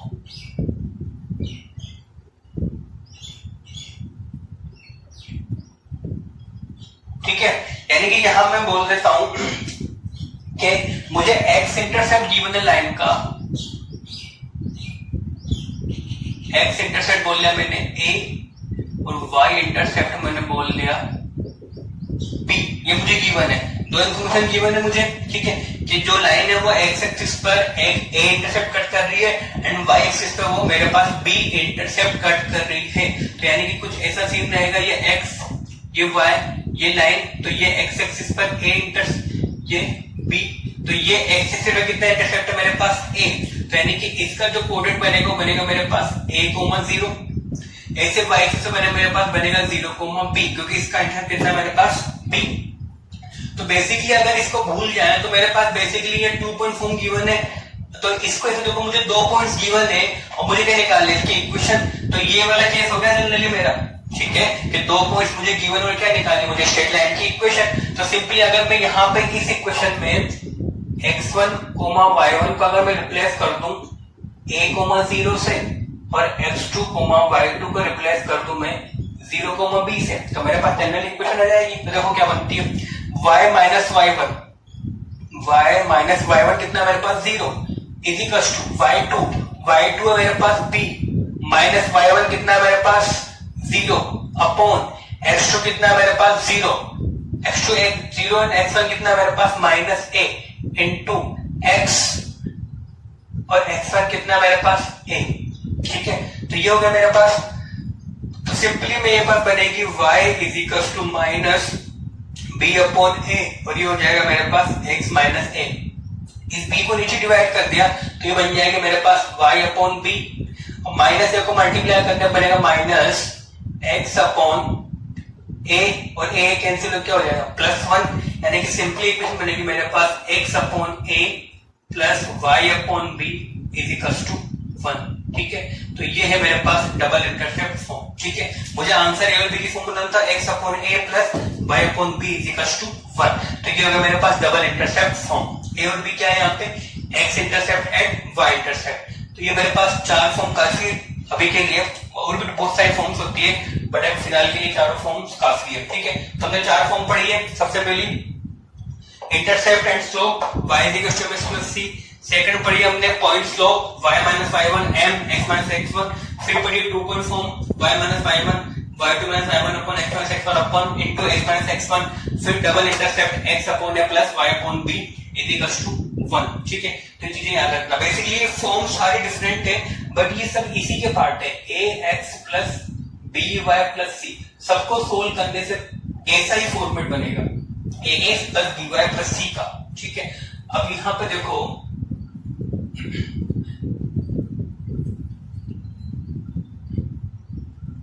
जैसे मेरे पास फॉर्म थी स्ट्रेट लाइन की ax + by + c = 0। हमने देखा था फर्स्ट फॉर्म में स्लोप इंटरसेप्ट फॉर्म में कि y = mx + c जो फॉर्म थी मेरे पास y = mx + c, यानी कि अगर मैं किसी फॉर्म को इस फॉर्म में लिख सकता हूं तो कोएफिशिएंट ऑफ x क्या रहेगा मेरा उस लाइन का स्लोप। यानी कि अगर मैं इसको लिखने लगा लिखूंगा by = -ax - c, फिर डिवाइड कर देते हैं b से, क्योंकि मुझे क्या चाहिए कोएफिशिएंट y का 1, तो y बनेगा मेरे पास -a/b इंटू x - c/b। तो यहां से स्लोप क्या हो गया कंपेयर करने तो -a/b, यानी कि ax + by + c का जो स्लोप होता है वो कितना होता है मेरे पास -a/b। या फिर सिंपली बोल सकते हो minus of coefficient of x upon coefficient of y। Simply इसको ऐसे लिखते हैं minus of coefficient of x upon coefficient of y, ठीक है। तो ये मेरे पास क्या होता है स्लोप होता है। इस तरीके से ये डिफरेंट फॉर्म से मेरे पास। अब बात करते हैं कुछ क्वेश्चंस की, ठीक है। चलो देखो क्वेश्चन है।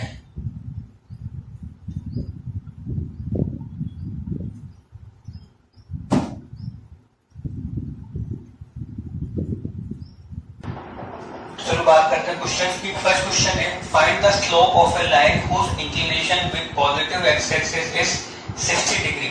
यानी कि मुझे गिवन है मुझे इस लाइन का क्या निकालना स्लोप, जबकि मुझे गिवन है कि वो पॉजिटिव एक्स एक्सिस से कितना एंगल बना रही है 60 डिग्री बना रही है। यानी कि यहाँ पे इस तरीके से मेरे पास क्वेश्चन नंबर 1 है। सॉल्यूशन की बात करता हूँ तो ये गिवन है मेरे पास एक्स एक्सिस, ये मेरे पास वाई एक्सिस। तो ये लाइन मेरे पास कितना एंगल बना रही है 60 degree to the positive x axis, ठीक है। तो 60 डिग्री बना रही है एक्स एक्सिस से। तो यहाँ पे मुझे क्या निकालना है इसका स्लोप। तो ये एंगल कितना है मुझे 60। तो मुझे पता है स्लोप कितना होता है मेरे पास m = tan थीटा, यानी कि यहाँ मेरे पास स्लोप = कितना आएगा tan थीटा, यानी कितना होगा मेरे पास tan 60। और मुझे पता है tan 60 कितना होता है मेरे पास √3, यानी कि उस लाइन का जो स्लोप होगा वो कितना होगा मेरे पास √3, ठीक है। ये बिल्कुल बेसिक क्वेश्चन था जिसमें मुझे क्या निकालना था स्लोप निकालना था। एंगल मुझे कितना था 60 डिग्री गिवन था। अगर स्लोप में अगर एंगल मेरे पास 30 होता था एंगल कितना होता तो स्लोप कितना होता मेरे पास tan 30, तो स्लोप होता है मेरे पास 1/√3, ठीक है। तो ये बेसिकली एक सिंपल क्वेश्चन था जो इजी था। चलो अब सेकंड की बात करते हैं। सेकंड है मेरे पास find equation of straight line. तो मुझे इन 4 केसेस में इक्वेशन ऑफ स्ट्रेट लाइन निकालनी है। पहला whose y intercept is 2 and slope is 3/2। अब देखो इक्वेशन ऑफ स्ट्रेट निकालने के मेरे पास बहुत सारे तरीके हैं, ठीक है। एक तो जो मैंने तुम्हें फॉर्म्स पर है उसका यूज करके, अगर उनका यूज नहीं कर सकते तो तुम directly equation of straight line ax + by + c = 0, ठीक है। ये मान के भी तुम इक्वेशन ऑफ स्ट्रेट लाइन निकाल सकते हो। जनरली मैं चाहूंगा जो मैंने फॉर्म्स पढ़ाई है उनका एप्लीकेशन सीखो, इससे भी इक्वेशन ऑफ स्ट्रेट लाइन निकलेगी, लेकिन थोड़ा लेंथी प्रोसेस जाएगा, ठीक है। जैसे यहाँ पे मुझे इन्फॉर्मेशन 2 गिवन है बट अननोन कितने हैं 3। तो पहले इसको मैंने सिखाया था इसको 2 अननोन में कन्वर्ट करेंगे =-1। फिर ये दोनों अननोन के रेस्पेक्ट में इन 2 से एक इक्वेशन बनाएंगे, फिर मेरा k1 k2 निकलेगा, ठीक है। तो वहां से मेरे पास इक्वेशन बन जाएगी स्ट्रेट लाइन की। बट जो फॉर्म्स मैंने पढ़ाई है उनका यूज करना सीखो, ठीक है। कि सर ने स्लोप इंटरसेप्ट फॉर्म पढ़ाई थी तो उसका यूज किस तरीके से करते हैं, ठीक है। तो ऐसे भी आंसर आएगा बट थोड़ा लेंथी जाएगा, हेडेक रहेगा। डायरेक्टली अगर तुम्हें स्टैंडर्ड फॉर्म पता है तुम्हारा विदिन 2 लाइन 3 लाइंस में आंसर आ जाएगा। ऐसे भी करके देखना आंसर सेम आएगा। देखो मुझे बोला whose y intercept is 2, तो कुछ सोल्यूशन की बात करते हैं ए पार्ट की। तो मुझे पता है y इंटरसेप्ट गिवन है और स्लोप गिवन है, तो मुझे पता है कि y इंटरसेप्ट किसके इक्वल बोला था हमने, c के इक्वल, और स्लोप क्या होता है मेरे पास, m के इक्वल। तो यहाँ मुझे according to question c given है मुझे 2 एंड स्लोप गिवन है मुझे 3/2। तो y इंटरसेप्ट एंड स्लोप यानी कि c और m गिवन है, तो मुझे याद आ गई स्लोप इंटरसेप्ट फॉर्म। तो मेरे पास स्लोप इंटरसेप्ट फॉर्म हुआ करती थी y is equals to mx plus c। ठीक है, तो y is equals to y, m कितना है मेरे पास 3/2 इंटू x एंड c कितना है मेरे पास 2। तो यहां से पूरे को सोल्व कर देंगे 2y minus 3x is equals to 4। तो ये मेरे पास इक्वेशन है। चाहो तो तुम ax plus by plus c मान के भी सोल्व करना, k1 k2 मान के भी सेम इक्वेशन आएगी, सेम आंसर है। ठीक है, तो ये मेरे पास फर्स्ट क्वेश्चन हो गया। सेकंड है मेरे पास बी पार्ट, पासिंग थ्रू, यानी कि ये जो मेरे पास 3,7 से पास हो रही है और स्लोप कितना गिवन है मुझे इसका -3/2, यानी कि एक पॉइंट गिवन है, स्लोप गिवन है, यानी कि मुझे याद आ रहा है कि इसमें क्या लगेगा, पॉइंट स्लोप फॉर्म। ठीक है, सेकंड जो फॉर्म मैंने पढ़ा कि पॉइंट स्लोप फॉर्म, और मुझे पता है पॉइंट स्लोप फॉर्म थी मेरे पास y minus y1 is equal to m x minus x1। ठीक, तो y माइनस y1 इसको बोल देते हैं x1 y1, तो बनेगा मेरे पास y minus 7 is equal to slope कितना है मेरे पास -3/2, x माइनस x1 कितना है मेरे पास 3। अब इसको सोल्व कर ले तो कितना हो जाएगा ये 2y माइनस 14 माइनस 3 से मल्टीप्लाई करने पर -3x प्लस 9, तो इक्वल बन जाएगी मेरे पास 2y प्लस 3x 14 प्लस 9 23। तो ये मेरे पास इसका आंसर हो गया 2y plus 3x is equal to 23। तो दोनों पार्ट्स हुए, पहले में हमने लगाई पॉइंट्स ऑफ फॉर्म लगाई, और सेकंड फर्स्ट में लगाई हमने स्लोप इंटरसेप्ट फॉर्म, और सेकंड में लगाई हमने पॉइंट स्लोप फॉर्म। अब थर्ड क्वेश्चन है मेरे पास पासिंग थ्रू 2,3 एंड 4,-1। ठीक है, तो सी पार्ट देखो, तो सी पार्ट है मेरे पास इसका पासिंग थ्रू 2,3 एंड 4,-1, और वो सब पूछा है एक्स एंड वाई मुझे निकालने। तो लाइन जो मेरी 2 पॉइंट से पास हो रही 2,3 एंड 4,-1, अब मुझे याद आ रही है 2 पॉइंट फॉर्म कि मुझे अगर 2 पॉइंट्स गिवन है तो मेरे पास इक्वेशन ऑफ स्ट्रेट लाइन बनती थी y minus y1 is equals to y2 minus y1 upon x2 minus x1 x minus x1। ठीक है, ये इक्वेशन थी मेरे पास 2 पॉइंट फॉर्म में। अब यहाँ पे क्या पुट करना है मुझे, x1 y1 and x2 y2 put करने, तो किसी को भी मैं x1 y1 x2 y2 मान सकता हूँ, कोई जरूरी नहीं है। जैसे इसको अगर मैं बोल देता हूँ x1 y1, इसको बोल देता हूँ मैं x2 y2, तो बनेगा y माइनस y1 यानी कितना हो जाएगा 3 इज इक्वल टू y2 है मेरे पास -1 माइनस y1 है मेरे पास 3, x2 है मेरे पास 4, ठीक है, माइनस x1 है मेरे पास 2, इंटू आएगा x1 कितना मेरे पास 2, तो ये हो जाएगा मेरे पास y माइनस 3 इसी का ऊपर आएगा -4, नीचे आएगा मेरे पास 2, तो बेसिकली कितना बनेगा मेरे पास -2, और ये हो जाएगा मेरे पास x माइनस 2। ठीक है, तो ये बना, तो मल्टीप्लाई कर देंगे तो ये हो जाएगा मेरे पास y minus 3 minus 2x plus 4, तो यहां से मैं लेके आऊंगा y plus 2x is equal to 7। तो ये मेरे पास उसकी इक्वेशन है। हमने क्या उसके यहाँ पे 2 पॉइंट फॉर्म जो मुझे गिवन थी, जो हमने इससे पहले प्रूफ किया था, y minus y1 is equal to y2 minus y1 upon x2 minus x1। अब डी पार्ट है, अब इसमें मुझे क्या निकालने हैं, find x and y intercept, तो मुझे x एंड y दोनों इंटरसेप्ट निकालने हैं। तो मुझे अगर x इंटरसेप्ट निकालना है तो हमने देखा था कि x इंटरसेप्ट के लिए मुझे क्या 0 करना पड़ेगा, y को 0 पुट करना पड़ेगा। तो y अगर 0 पुट कर दूंगा तो इक्वेशन मेरे पास क्या बनेगी 2x इज इक्वल टू 7, तो x इज इक्वल टू कितना आएगा मेरे पास 7/2, यानी कि मेरे पास x इंटरसेप्ट कितना हो गया 7/2। ऐसे मुझे अगर y इंटरसेप्ट निकालना है तो y इंटरसेप्ट के लिए हमने देखा था कि क्या 0 पुट करना पड़ेगा, x is equal to 0 put करना पड़ेगा। तो x इज इक्वल टू 0 अगर यहाँ पुट करूंगा तो y इज इक्वल टू कितना आएगा 7, यानी कि x इंटरसेप्ट कितना है मेरे पास 7/2 एंड y इंटरसेप्ट कितना है मेरे पास 7। ठीक है, अगर मैं इसका स्लोप पूछता है, इसका स्लोप कितना होगा, तो स्लोप कितना होता है मेरे पास ये, तो कितना आ रहा -2, यानी कि इसका स्लोप कितना होगा मेरे पास -2। वैसे कह सकते हो इसको y प्लस c से कंपेयर करेंगे तो इधर जाएगा तो कितना हो जाएगा -2, तो स्लोप कितना हो गया इसके पास मेरा -2। तो ये थर्ड क्वेश्चन हो गया। डी पार्ट की बात करते हैं। डी पार्ट है मेरे पास x intercept is 3 and y intercept is -4, यानी कि x इंटरसेप्ट 3 दिया है मुझे एंड y इंटरसेप्ट फॉर्म, यानी कि मुझे यहाँ का आ रही है डबल इंटरसेप्ट फॉर्म, जहां मुझे x एंड y के दोनों के इंटरसेप्ट दिए हुए थे x इंटरसेप्ट, तो यहाँ मुझे गिवन है x इंटरसेप्ट, जिसको बोल लेता हूं a इज इक्वल टू कितना गिवन है 3 एंड y इंटरसेप्ट जिसको बोल देता हूं मैं b, वो कितना गिवन है मुझे -4। तो मुझे यहाँ पे क्या डबल इंटरसेप्ट फॉर्म याद आ रही है, तो वो थी मेरे पास x upon a plus y upon b is equal to 1। तो a कितना मेरे पास 3, तो ये बनेगा x upon 3 plus y upon b कितना -4 इज इक्वल टू 1। तो ये हो जाएगा मेरे पास x plus 3 minus y by 4 is equal to 1, तो बनेगा 4x minus 3y is equal to 12। तो ये हो गया मेरे पास 4 क्वेश्चन, जब मुझे x intercept and y intercept ये बनते, तो क्या इसके मैंने डबल इंटरसेप्ट फॉर्म यूज किया, x upon a plus y upon b is equal to 1। a कितना था 3, y कितना था -4, तो इससे मेरे पास इक्वेशन आएगी 4x minus 3y is equal to 12। बात करते हैं क्वेश्चन नंबर 3 की। If the points 1, 2, -2, 3 and a, b are collinear and 2b minus a is equal to 3, then find a and b।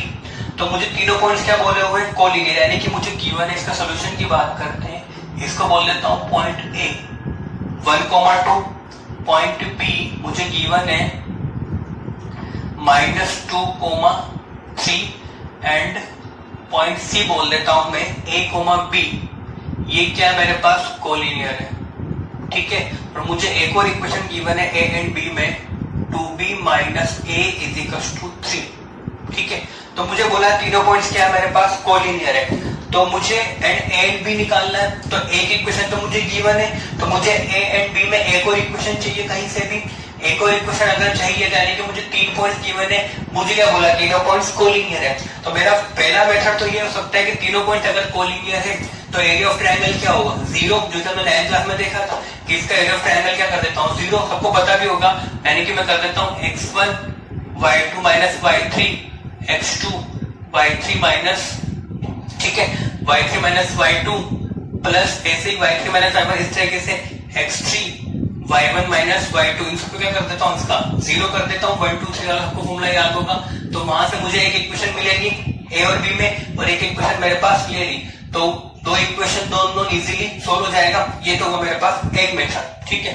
अब सेकंड मेथड की बात करते हैं, जो इसके टाइम पे बेस्ड है। किस तरीके से मुझे बोला है तीनों पॉइंट्स क्या मेरे पास कोलिनियर है, तो तीनों पॉइंट्स अगर ड्रॉ करूंगा ये a, ये b, ये c, ठीक है। तो तीनों पॉइंट्स अगर कोलिनियर है, अगर मैं यहाँ पे 3 पॉइंट्स गिवन मुझे लाइन पे, अगर मैं ए बी को 2 पॉइंट मान के इसकी इक्वेशन लिख दूं, क्योंकि 2 पॉइंट फॉर्म से मुझे पता है कि इसके टाइम तो 2 पॉइंट फॉर्म से मैं इसकी इक्वेशन लिख सकता हूँ ए बी की, तो उस पर पॉइंट सी भी लाई कर रहा है ना, तो ए बी को मैं 2 पॉइंट फॉर्म से इसकी इक्वेशन लिख दूंगा, उसमें पॉइंट सी भी लाई करे तो उस पॉइंट को उसमें सेटिस्फाइड करा दूंगा, तो मुझे वहां से भी ए एंड बी में एक रिलेशन मिलेगा।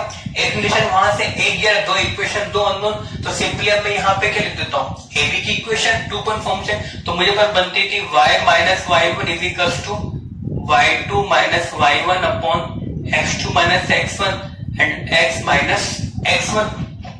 तो यहाँ पे अगर मैं इसको बोल देता हूँ x1 y1, तो ये हो जाता है x2 y2, तो y माइनस y1 कितना मेरे पास 2 इज इक्वल टू y2 कितना मेरे पास 3 एंड y1 है मेरे पास 2, x2 है मेरे पास -2 एंड x1 है मेरे पास -1, ठीक है। और ये हो जाएगा मेरे पास x माइनस x1 कितना मेरे पास 1, तो ये हो जाएगा मेरे पास 1, नीचे आएगा -3, क्रॉस मल्टीप्लाई करें कितना बनेगा ये -3y प्लस 6, ठीक है, इज इक्वल टू ये हो जाएगा x माइनस 1। तो यहां से मेरे पास इक्वेशन बनेगी x plus 3y is equal to 7। अब मुझे पता है ये जो स्ट्रेट लाइन है इस पे पॉइंट सी भी लाई करेगा, क्योंकि तीनों पॉइंट्स क्या है मेरे पास कोलिनियर, यानी कि तीनों पॉइंट्स एक लाइन पर लाई करेंगे, 2 पॉइंट से एक यूनिक लाइन पास होती है, तो पॉइंट सी भी उसी लाइन पर लाई करेगा।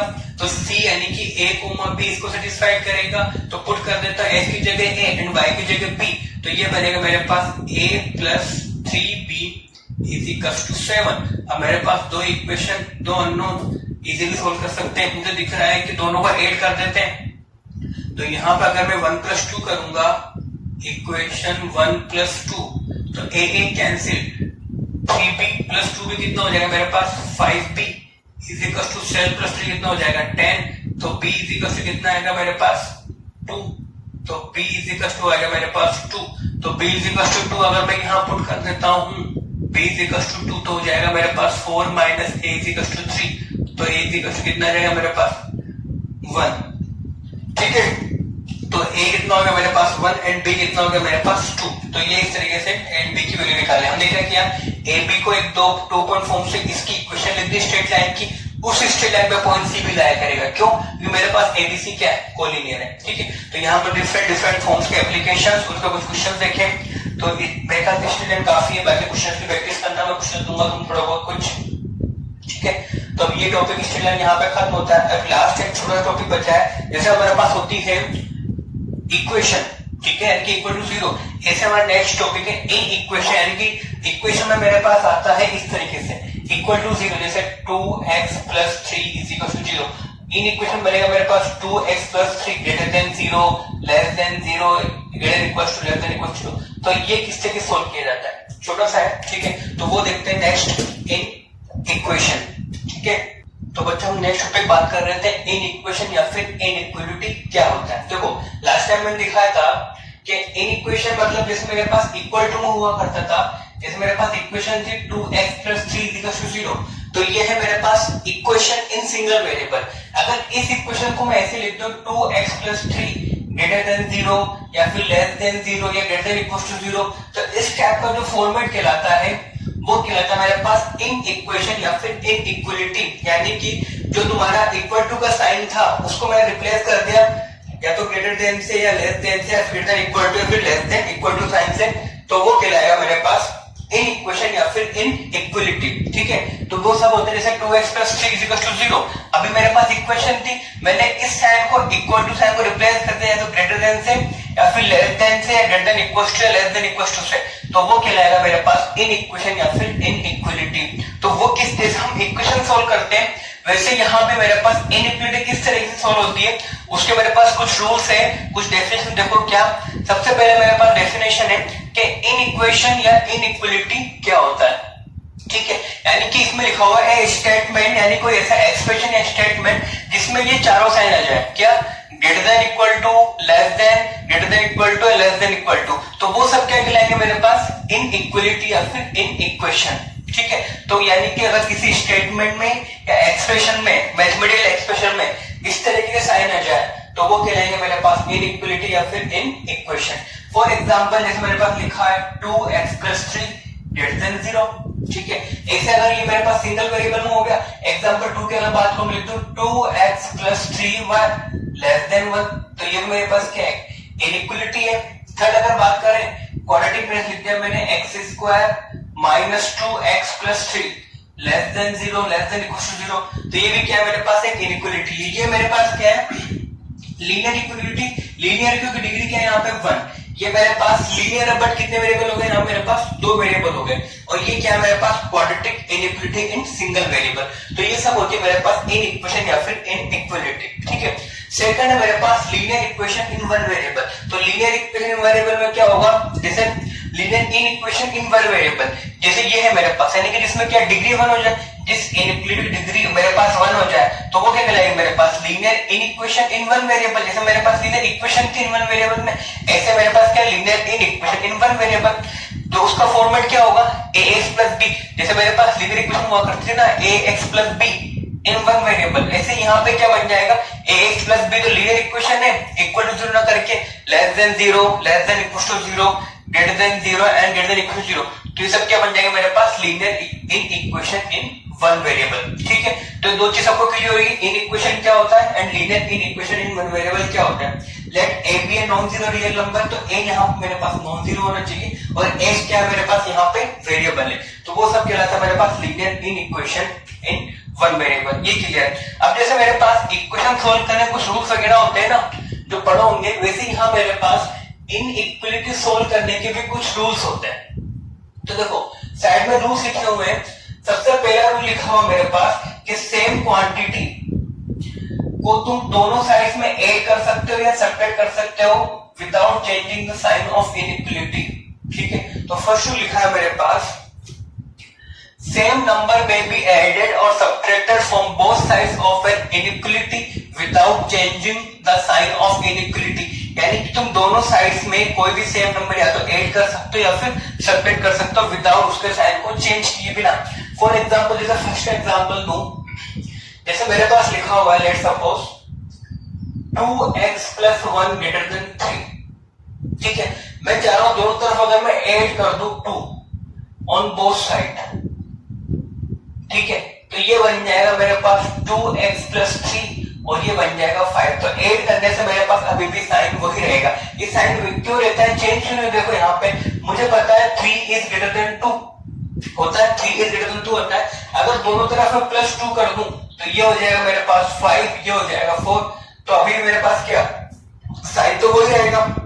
अगर दोनों तरफ मैं प्लस की जगह माइनस कर दूं, जैसे -2 कर दिया हो जाएगा 1 और यहाँ जाएगा मेरे पास 0, तो अभी मेरे पास साइन वही रहेगा। यानी कि अगर तुम दोनों तरफ कोई सेम नंबर है तो ऐड कर दो या सब्ट्रैक्ट कर दो तो साइन ऑफ इनइक्वालिटी पर कोई इफेक्ट नहीं होगा, वो एज इट इज सेम रहेगी। ठीक, ये बात याद रखना। जैसे हमारे इक्वेशंस में होता था, जैसे दोनों तरफ मैंने +2 किया तो ये 5 > 4 हो जाएगा। ठीक है, सेकंड लिखा मेरे पास both sides of an equation can be multiplied or divided by the same positive real number without changing the sign of inequality।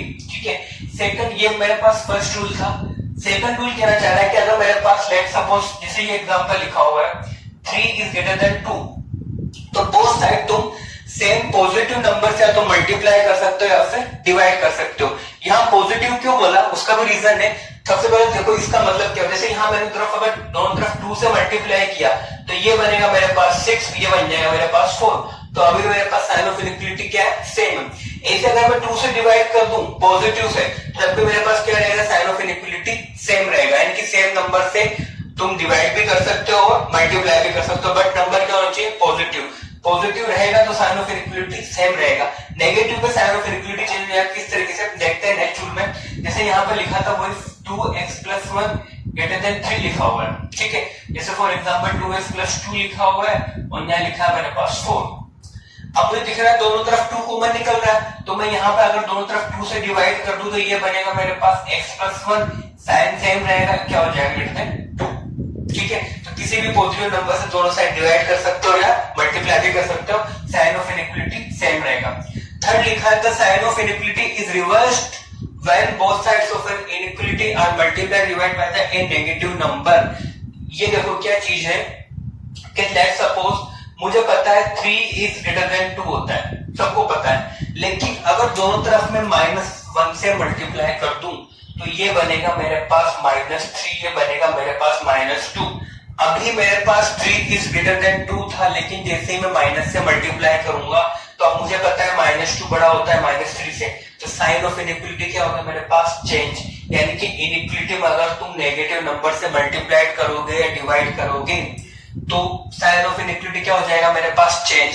यानी कि ग्रेटर देन बन जाएगा less than and less than बन जाएगा ग्रेटर देन। जैसे कि यहाँ पे अगर मेरे पास लिखा हुआ है 2x + 1 > 3, इसको अगर मल्टीप्लाई कर दूंगा लेट्स सपोज -1 से, ठीक है, मैंने मल्टीप्लाई कर दिया इसको -2 से, ठीक है, तो -2 से मल्टीप्लाई कर दिया बोथ साइड, तो ये बन जाएगा मेरे पास -4x - 2।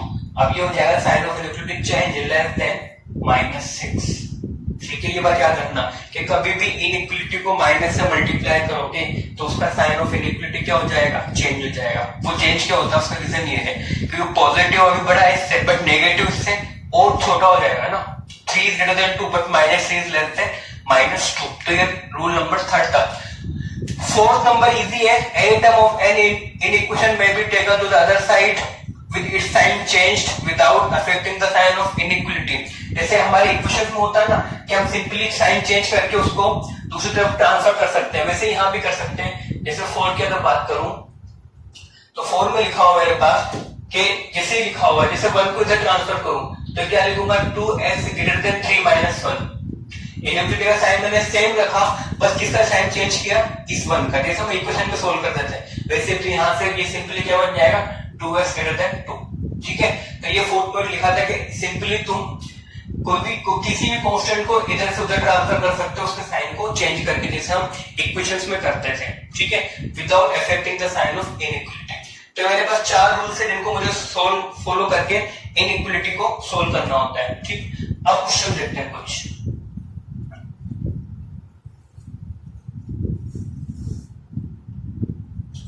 देखो फर्स्ट क्वेश्चन फर्स्ट है मेरे पास, बिल्कुल इजी क्वेश्चन है। 4x minus 3 is less then 9, मुझे सोल्व करना है। Solve 4x minus 3 is less then 9। Solve मतलब वही मुझे x निकालना है, तो सिंपली मेरे पास क्या लिखा 4x minus 9 is less then 4x minus 3 is less then 9। तो सोल्व करना है, तो देखो 4x एज इट इज रखा, 3 इधर जाकर क्या बन जाएगा प्लस 3, तो 9 प्लस 3 कितना हो जाएगा मेरे पास 12। तो लिखा हुआ 4x इज लेस देन 12। अब मुझे क्या निकालना है, x की रेंज निकालनी है। तो x की रेंज निकालने के लिए मुझे दोनों तरफ क्या करना पड़ेगा, प्लस 4 से डिवाइड, तो दोनों तरफ मैं डिवाइडेड करूंगा, divided by 4 on both side. ठीक है, तो डिवाइड करने पे ये बन जाएगा मेरे पास x। अब मैं किससे डिवाइड कर रहा हूँ, पॉजिटिव नंबर से। ठीक है ना, तो इनइक्वालिटी पर मेरे पास कोई इफेक्ट नहीं पड़ेगा। तो 4x अपॉन 4 कितना हो गया 4 एंड 12 अपॉन 4 कितना हो गया 3। यानी कि आंसर क्या है मेरे पास x इज लेस देन 3। यानी कि जब जब मेरे पास x लेस देन 3 होगा तब तक 4x minus 3 is less then 9 होगा। ये मतलब हुआ। इसके सोल्व करने का मतलब ये हुआ मुझे वो x निकालने हैं जिनको यहाँ पे पुट करने के बाद इसकी जो वैल्यू है 9 से कम आए। ये हुआ इसको सोल्व करने का मतलब, यानी कि x की वो वैल्यूज जिनको यहाँ पे पुट करने के बाद ये जो रिजल्ट आएगा सोल्व करने पर वो मेरा 9 से कम आना चाहिए, वो मुझे सारे x निकालने। जैसे अगर इक्वेशन में क्या बनता है, 4x minus 3 is equal to 9, तो वहां था मेरे पास वो x जिसको पुट करने पर ये इक्वल टू 9 बन जाए। बट यहाँ पे क्या ऐसे x जिसको पुट करने पे ये क्या बन जाए मेरे पास लेस देन 9 बन जाए। तो वो जो x रहेंगे वो सब क्या रहेंगे 3 से छोटे। जैसे अगर लेट्स सपोज मैंने 4 पुट किया, पुट देती है, तो कितना बनेगा 4 into 4 16 माइनस 3 कितना हो गया 13। 39 से छोटा होता है क्या, नहीं, यानी कि वो सेटिस्फाइड नहीं कर रहा है, यानी कि x क्या होंगे मेरे पास लेस देन 3। तो simply x is less then 3 को ऐसे लिख सकते हैं कि x लाई करेगा मेरे पास माइनस इंफिनिटी से लेकर 3, या फिर सिंपली इसको ऐसे भी लिखते हैं open bracket minus infinity to 3। ठीक है, ये ब्रैकेट की फॉर्म में लिखा जाता है, दोनों तरफ क्या है ओपन ब्रैकेट है माइनस इंफिनिटी टू 3। ठीक है, अब एक और एग्जांपल करते हैं, एग्जांपल नंबर 2। ठीक, जैसे एग्जांपल नंबर 2 लिखा है मेरे पास 4 minus 2x is less than 6। ठीक है, ये लिखा है मेरे पास 4 minus 2x is less than 6। मुझे क्या निकालना है, x निकालना है। तो सिंपली मेरे पास यहां से क्या बनेगा माइनस 2, 6 हो जाएगा, 6 माइनस 4 यानी कि 2 हो गया, तो minus 2x is less then 2। ठीक है, अब दोनों तरफ में क्या 2 से डिवाइड कर दूं, मुझे x निकालना है, तो डिवाइडेड बाय 2, तो यहां से क्या बचेगा मेरे पास माइनस x, 2 अपॉन 2 कितना हो जाएगा 1।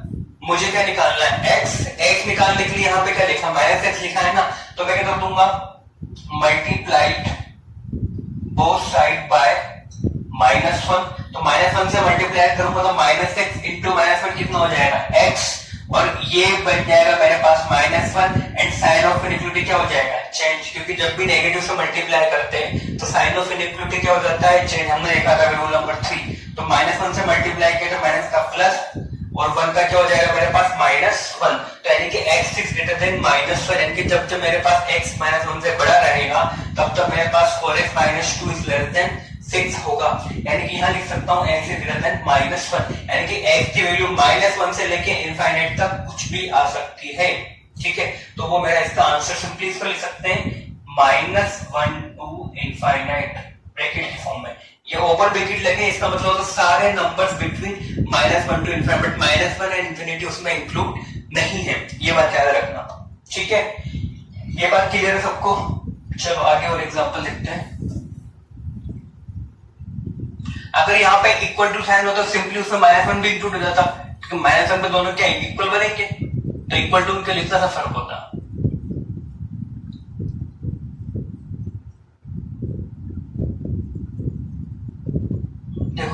क्वेश्चन है मेरे पास, थर्ड क्वेश्चन लिखा है मेरे पास,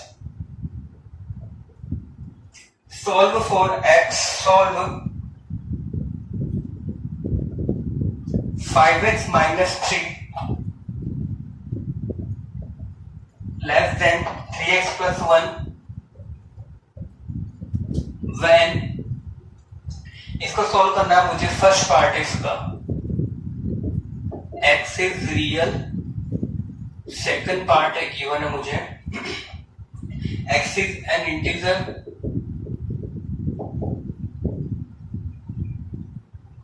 और थर्ड पार्ट है मेरे पास x is a natural number.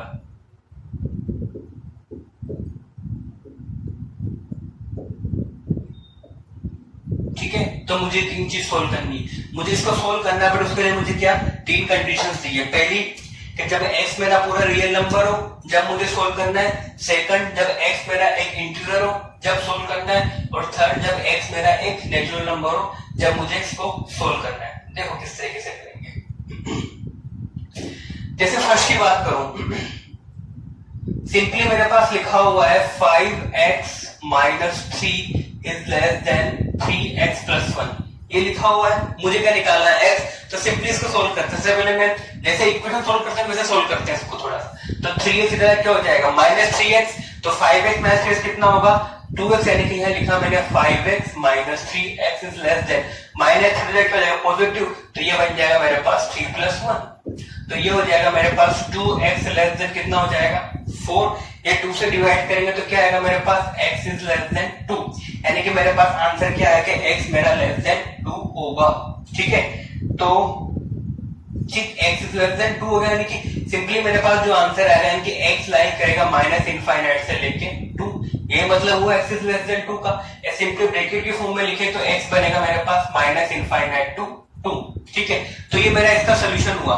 अब मेरे पास लिखा हुआ है मुझे सोल्व करना है, फर्स्ट पार्ट है मेरे पास, जब x क्या हो जाए मेरे पास एक रियल नंबर हो जाए तो उसके लिए मुझे सोल्व करना है। ठीक, तो रियल नंबर हो जाए मेरे पास, फर्स्ट पार्ट की बात करते हैं। ठीक है, तो x इज रियल, यानी कि रियल मुझे पता है रियल क्या होता है मेरे पास माइनस इनफाइनाइट से लेके प्लस इंफिनिटी।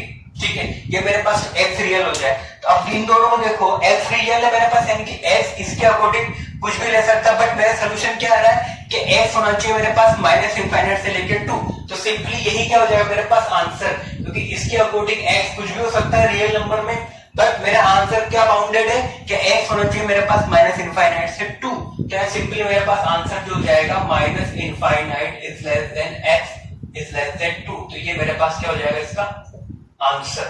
ठीक है, कि x की रेंज होगी मेरे पास माइनस इनफाइनाइट से लेके 2 तक, क्योंकि 2 के बाद वाले नंबर इसको सेटिस्फाई नहीं करेंगे। ठीक है, सेकंड पार्ट ऐसे है मेरे पास, सेकंड लिखा हुआ है x is an integer, second है x इज एन इंटीजर, यानी कि x क्या होना चाहिए मेरे पास इंटीजर। जैसे यहाँ रियल था ना, तो यहाँ पे मेरे पास x is equal to minus 1.1 minus 2 minus 3 minus 3.5 minus 1.5 1/2 3/2 सारे नंबर इसको सेटिस्फाई कर रहे थे, फ्रैक्शन भी डेसिमल्स भी और इंटीजर्स भी।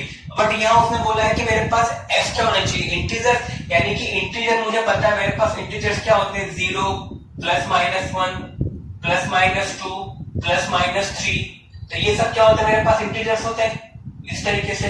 तो x मेरा एक में से कुछ होना चाहिए। अब यहाँ मेरे पास x की जो रेंज है सोल्व करने पे वो क्या है मेरे पास माइनस इनफाइनाइट से लेके 2 तक। अब मुझे क्या चाहिए केवल इंटीजर्स चाहिए ना, तो 2 से छोटे इंटीजर्स क्या क्या बनेंगे मेरे पास, तो 2 से छोटे इंटीजर्स मेरे पास बनेंगे, यानी कि x की जो वैल्यू आएगी वो क्या आएगी मेरे पास 2 से छोटे इंटीजर, यानी कि कहां से चालू होगा 1 से, फिर क्या आएगा मेरे पास 0, फिर क्या आएगा मेरे पास -1, फिर -2, फिर -3, फिर -4, इस तरीके से चलता रहेगा इधर, और इधर -1 पर +1 पर ये खत्म हो जाएगा, यानी कि ये सब तो मेरे इसके सॉल्यूशंस होंगे। ठीक है, बात समझ में आई, यानी कि ये होंगे मेरे पास इसके सॉल्यूशंस, क्योंकि ये केवल किसकी बात कर रहा है इंटीजर्स की, इसको फ्रैक्शन से कोई मतलब नहीं है। तो यानी कि 2 से छोटे जितने मेरे इंटीजर्स होंगे वो क्या होंगे इसके आंसर, यानी कि 1 0 -1 -2 -3 -4 आगे चलता रहेगा। ठीक है, अब थर्ड है मेरे पास, जब x क्या बन जाए मेरे पास एक third x is natural number, मुझे पता है नेचुरल नंबर कहां से चालू होते हैं x इज इक्वल टू 1 से, ठीक है ना। नेचुरल नंबर चालू होते हैं मेरे पास x इक्वल टू 1 से। तो थर्ड के अगर सोल्यूशन की बात करूं तो मुझे पता है कि नेचुरल नंबर कैपिटल N जो होता है वो होता है मेरे पास 1 2 3 4 5 इससे आगे चलता रहता है। बट मेरा सोल्यूशन क्या है, मेरा सोल्यूशन आया माइनस इनफाइनाइट से लेके 2 तक मेरा x होना चाहिए। अब ऐसा x देखो जो इसको भी सेटिस्फाइड करे एंड इसको भी। तो यहाँ पे जो x है मेरा वो क्या है, 2 से छोटा। तो 2 से छोटे के लिए अगर मैं नेचुरल नंबर की बात करूं और 2 के इक्वल भी नहीं है तो क्या मेरे पास एक ही नेचुरल नंबर आ रहा है 1, यानी कि इसका जो आंसर होगा वो क्या हो जाएगा मेरे पास x equal to 1 only the natural number. ठीक है, बात समझ में। x इक्वल टू 1 कैसा है दोबारा देखो, x क्या होना चाहिए मेरे पास 2 से छोटा, और यहाँ नेचुरल नंबर कहां चालू होता है मेरे पास 1 से। तो 2 से छोटा नेचुरल नंबर कौन कौन से, केवल एक ही होगा, तो वो क्या होगा x इक्वल टू 1। तो मेरे पास इसका आंसर क्या होगा x इक्वल टू 1। तो ये कुछ इस तरीके से इसके इनइक्वालिटी के मेरे पास क्वेश्चन बनते हैं। बिल्कुल बेसिक चीज बता रहा हूं मैं इनइक्वालिटी की, ठीक है। चलो एक और क्वेश्चन देखते हैं आगे। देखो एक थोड़ा सा अच्छा क्वेश्चन तो नहीं, फिर भी ठीक ठाक क्वेश्चन देखते हैं। क्वेश्चन नंबर 4 लिखा हुआ मेरे पास, सॉल्व करना मुझे वही 2x plus 4 upon x minus 1 is greater than equal to 5। ठीक है, सोल्व करना मतलब वो मुझे वो x निकालना है जिसको यहाँ पुट करने पे ये जो पूरा सोल्व करने पे आया वो किसका है मेरे पास 5 से बड़ा आना चाहिए, वही मतलब वो सोल्व करने का। चलो सोल्व करते हैं। हमको यहाँ सबसे पहले लाना होता है 0, ठीक है। तो वो लाने के लिए 5 क्या आएगा, इधर आएगा। तो इधर लाने के लिए 5 इधर क्या बन जाएगा -5, तो बनेगा 2x plus 1 upon x minus 5। ये हो जाएगा मेरे पास -5 ग्रेटर देन 0। कोई दिक्कत नहीं किसी को, ठीक है। तो ये हो गया मेरे पास सेकंड। देखो अब तो अब यहाँ पे एक तरफ क्या है एलसीएम, यानी कि यहाँ मैंने x माइनस 1 अगर मैं एलसीएम लूंगा तो बनेगा 2x प्लस 1, ये हो जाएगा मेरे पास -5x plus 5 greater than equal to 0। तो 2x माइनस 5 कितना हो जाएगा मेरे पास -3x, तो ये हो जाएगा 6 अपॉन में x minus 1 is greater than 0। कोई दिक्कत नहीं किसी को। अब यहां से मेरे पास -3 कॉमन निकल रहा है, तो यहां से बनेगा मेरे पास x माइनस 2, नीचे आएगा -1 और ये लिखा मेरे पास ग्रेटर देन इक्वल टू 0। यहां सिंपली हमने सोल्व किया जैसे हम इक्वेशन सोल्व करते थे, वही सोल्व किया मैंने अभी तक पूरा, ठीक है। अब आगे देखो, अब मैं दोनों तरफ क्या कर सकता हूं, ये जो -3 दिख रहा है ना इससे डिवाइड कर दूं। तो -3 से डिवाइड करूंगा मैं, तो डिवाइडेड बाय -3, तो -3 से डिवाइड करूंगा तो नेगेटिव से डिवाइड कर रहा हूं। तो रूल नंबर 3 था कि साइन ऑफ इनइक्वालिटी चेंज हो जाएगा, यानी कि जैसे -3 से डिवाइड करूंगा तो -3 कैंसिल। तो यहां पर तो आएगा मेरे पास x minus 2 upon x minus 1, sign of inequality change. ये क्या था मेरे पास ग्रेटर देन इक्वल टू, तो क्या बन जाएगा लेस देन इक्वल टू, और 0 अपॉन -3 कितना होगा 0। ठीक है, ये बात क्लियर है। चलो अब यहां मुझे निकालना है सोल्यूशन। अब देखो यहाँ पे देखो ये दो चीज लिखा रही है ना। अब जैसे अगर मैं सिंपली सबसे पहले बात करता हूं मैं x माइनस 2 की, ठीक है। अब x माइनस 2 की अगर बात करते हैं ध्यान से देना, ये x माइनस 2 जो है यहाँ बीच में नंबर n पर कहीं 2 होगा। जैसे मेरे पास x 2 से बड़ा होगा, लेट्स सपोज 2 से बड़ा मैंने कोई नंबर लिया 3, तो 3 माइनस 2 कितना आएगा मेरे पास 1 आएगा। यानी कि जब मेरे पास x माइनस 2 में जब मेरे पास x 2 से बड़ा होगा तो ये वैल्यू क्या आएगी मेरे पास पॉजिटिव आएगी, ठीक है। और जब मेरा x 2 से छोटा होगा तो वैल्यू क्या आएगी मेरे पास नेगेटिव।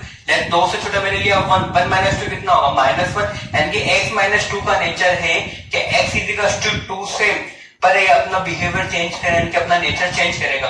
2 से बड़े के लिए पॉजिटिव देगा, 2 से छोटे के लिए क्या देगा मेरे पास नेगेटिव देगा। ये x माइनस 2 के नेचर की बात हुई। ऐसे ही अगर मैं x माइनस 1 के नेचर की बात करूं तो x माइनस 1 का जो नेचर रहेगा वो x इक्वल टू 1 पर चेंज होगा, ठीक है। तो 1 से बड़े के लिए 1 से बड़ा मैंने कोई नंबर लिया लेट्स सपोज 2, तो 2 माइनस 1 कितना हो जाएगा 1, यानी कि 1 से बड़े के लिए ये दे रहा है मेरे पास पॉजिटिव, सारे 1 से बड़े के लिए, और 1 से छोटे लिया मैंने 0, तो 0 माइनस 1 कितना हो गया -1, यानी कि 1 से छोटे के लिए क्या है मेरे पास नेगेटिव है। अब मुझे वो x निकालना है जिसके लिए ये रेशियो क्या बन जाए मेरे पास <0 बन जाए, ठीक है ना, यानी कि ये रेशियो क्या बन जाए मेरे पास <0। अब ध्यान से देना, अगर दोनों नंबर पॉजिटिव बन गए यानी कि x - 2 भी पॉजिटिव एंड x - 1 भी पॉजिटिव, तो पॉजिटिव अपन पॉजिटिव क्या बनेगा पॉजिटिव, यानी कि वो पॉसिबल नहीं, क्योंकि मुझे क्या चाहिए <0 यानी कि नेगेटिव। अगर दोनों बन गए मेरे पास नेगेटिव यानी कि ये भी नेगेटिव ये भी नेगेटिव, नेगेटिव अपॉन नेगेटिव, तो नेगेटिव नेगेटिव कैंसिल, तो वो भी क्या बन गया मेरे पास पॉजिटिव, यानी कि वो भी पॉसिबल नहीं है। अगर ये पॉजिटिव ये नेगेटिव, तो पॉजिटिव अपॉन नेगेटिव क्या क्या देगा नेगेटिव, यानी कि ये पॉसिबल है। ऐसे ये पॉजिटिव ये नेगेटिव, तो उससे भी आंसर क्या आएगा मेरे पास नेगेटिव आएगा, यानी कि इन दोनों में से एक को पॉजिटिव और एक को नेगेटिव होना पड़ेगा। तो किस तरीके से, अगर इन दोनों केस को मैं कंबाइन कर दूं, ठीक है, डायरेक्टली, अभी मैंने समझा है डिटेल में, लेकिन डायरेक्टली इन दोनों कंबाइन करके ऐसे लिखा जाता है, सिंपली नंबर लाइन पे यहाँ मेरे पास 1 आएगा, यहाँ 2 आएगा, तो देखो 2 से बड़े के लिए ये क्या दे रहा है पॉजिटिव, और यहाँ 1 से बड़े के लिए पॉजिटिव है, तो बेसिकली ये जो अल्टीमेट 2 से बड़े के लिए भी क्या देगा पॉजिटिव, ठीक है ना, ये 2 से बड़े के लिए क्या है पॉजिटिव, ये 1 से बड़े के लिए क्या है पॉजिटिव, तो पॉजिटिव अपन पॉजिटिव क्या हो जाएगा मेरे पास पॉजिटिव हो जाएगा पूरा।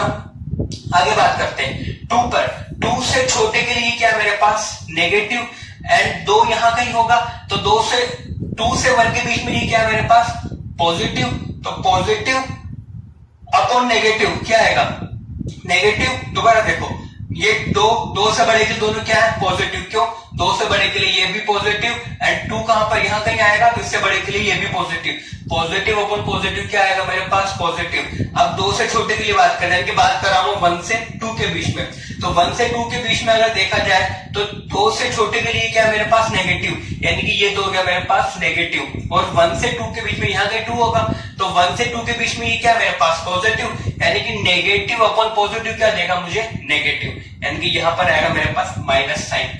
अब बात करते हैं 1 से छोटे के लिए, 1 से छोटे यहाँ कहीं 1 होगा, तो 1 से छोटे के लिए क्या मेरे पास नेगेटिव, एंड 1 से छोटे के लिए भी क्या मेरे पास नेगेटिव, यानी कि नेगेटिव अपॉन नेगेटिव क्या देगा मुझे पॉजिटिव, यानी कि ये क्या बनेगा मेरे पास पॉजिटिव। बात समझ में आई किस तरीके से किया। अब मुझे क्या चाहिए केवल नेगेटिव, यानी कि सिंपली नेगेटिव वाला आंसर क्या आ रहा है मेरा यहाँ आ रहा है, तो सिंपली मैं क्या लिख दूंगा। अब देखो x मेरा 1 के इक्वल नहीं हो सकता, क्योंकि डिवाइडेड बाय 0 मैथ्स में अलाउ नहीं होता, यानी कि x is not equal to 1, ये बात याद रखना, यानी कि x मेरा 1 के इक्वल नहीं हो सकता, तो इस 1 पे एक सर्कल बना देते इस तरीके से, ये सिंपल होता है बेसिकली कि 1 को इंक्लूड नहीं करना, तो उसको इस तरीके से ओपन सर्कल बना देते हैं। तो सिंपली x का आंसर क्या है मेरा, कि ये आंसर होगा, यानी कि 1 is less than, equal to नहीं आएगा 1 पे, x और less than equal to 2, equal to 2 क्यों लिया है, क्योंकि 2 पे क्या बन जाएगा 0 के इक्वल बन जाएगा, तो आंसर क्या होगा, यानी कि 1 is less than x is less than equal to 2, तो ये क्या होगा मेरा आंसर होगा। बात समझ में आई।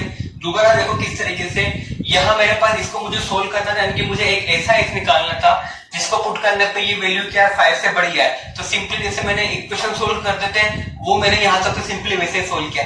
अब मैं क्या किया, मैंने यहाँ पे दोनों तरफ किससे डिवाइड किया, मैंने -3 से, तो किसी भी नेगेटिव नंबर से अगर मैं डिवाइड करूंगा तो वो साइन ऑफ इनइक्वालिटी क्या हो जाएगी मेरे पास चेंज, यानी क्या बन जाएगा लेस देन 0 बन जाएगा। जैसे मेरे पास लेस देन 0 बना, तो x - 1 not equal to x is not equal to 1। अब मुझे वो x चीज, अब इनका डिवाइडेड रेशियो क्या आना चाहिए लेस देन 0, यानी कि नेगेटिव और उसके इक्वल।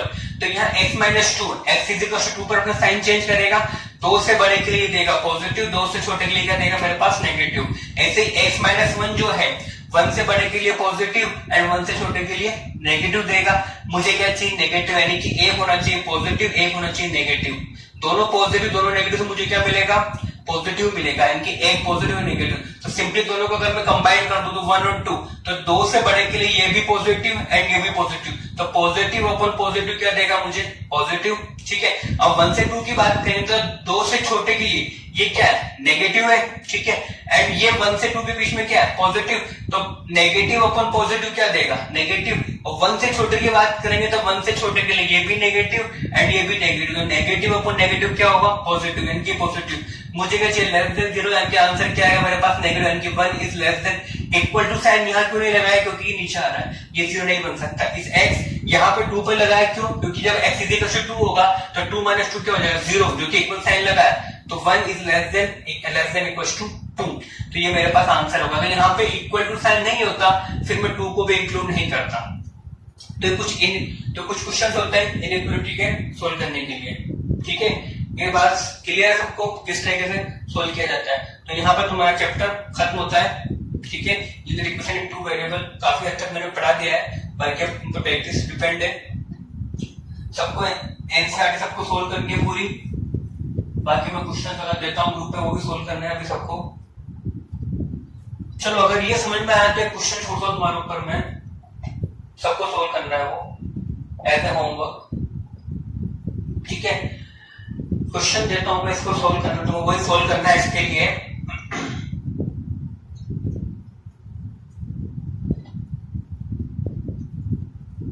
चलो क्वेश्चन है x² माइनस, बिल्कुल बेसिक क्वेश्चन दे रहा हूं, 2x+1 लेस देन 0, ठीक है। तो ये दिया मैंने बेसिक क्वेश्चन। एक और दे देता हूं मैं, x - 2 अपॉन 2 - 3 - 2x - 1 ले लेते हैं एंड 3 - x कर देता हूं, 2x को सॉल्व कर देते हैं। 2x+1 3 - x लेस देन 3, इन दो को सबको सॉल्व करके इसका आंसर बताना है। सिंपली जैसे मैंने इसको पूरे बेसिक्स मेथड से सोल्व किया वैसे इसको सोल्व करना, सबके आंसर इसको बताना है, ठीक है। मेरे पास इनइक्वालिटी 2 वेरिएबल में बनती है, उसको सोल्व करने का अलग ही तरीका होता है, ठीक है। तो वो बेसिकली ज्यादा काम आने वाली नहीं है, अभी हमारे केवल 1 वेरिएबल ही काम आने वाला है, ठीक है। तो ये मेरे ख्याल सबको क्लियर हो किस तरीके से इनइक्वालिटी सोल्व करते हैं। यह चैप्टर अपना खत्म होता है, बाकी प्रैक्टिस करो, एनसीईआरटी वगैरह जो मैंने शीट दी है वो पूरी करनी है, ठीक है। और प्रॉपर तरीके से रिवीजन करना है, प्रैक्टिस करना नहीं छोड़ना है। प्रैक्टिस करने छोड़ोगे तो मैथ्स तुम्हारे पकड़ से बाहर निकल जाएगी, ये बात याद रखना, ठीक है। तो आज की क्लास हम यही करते हैं, खत्म करते हैं। ये दोनों क्वेश्चन सबको ट्राई करने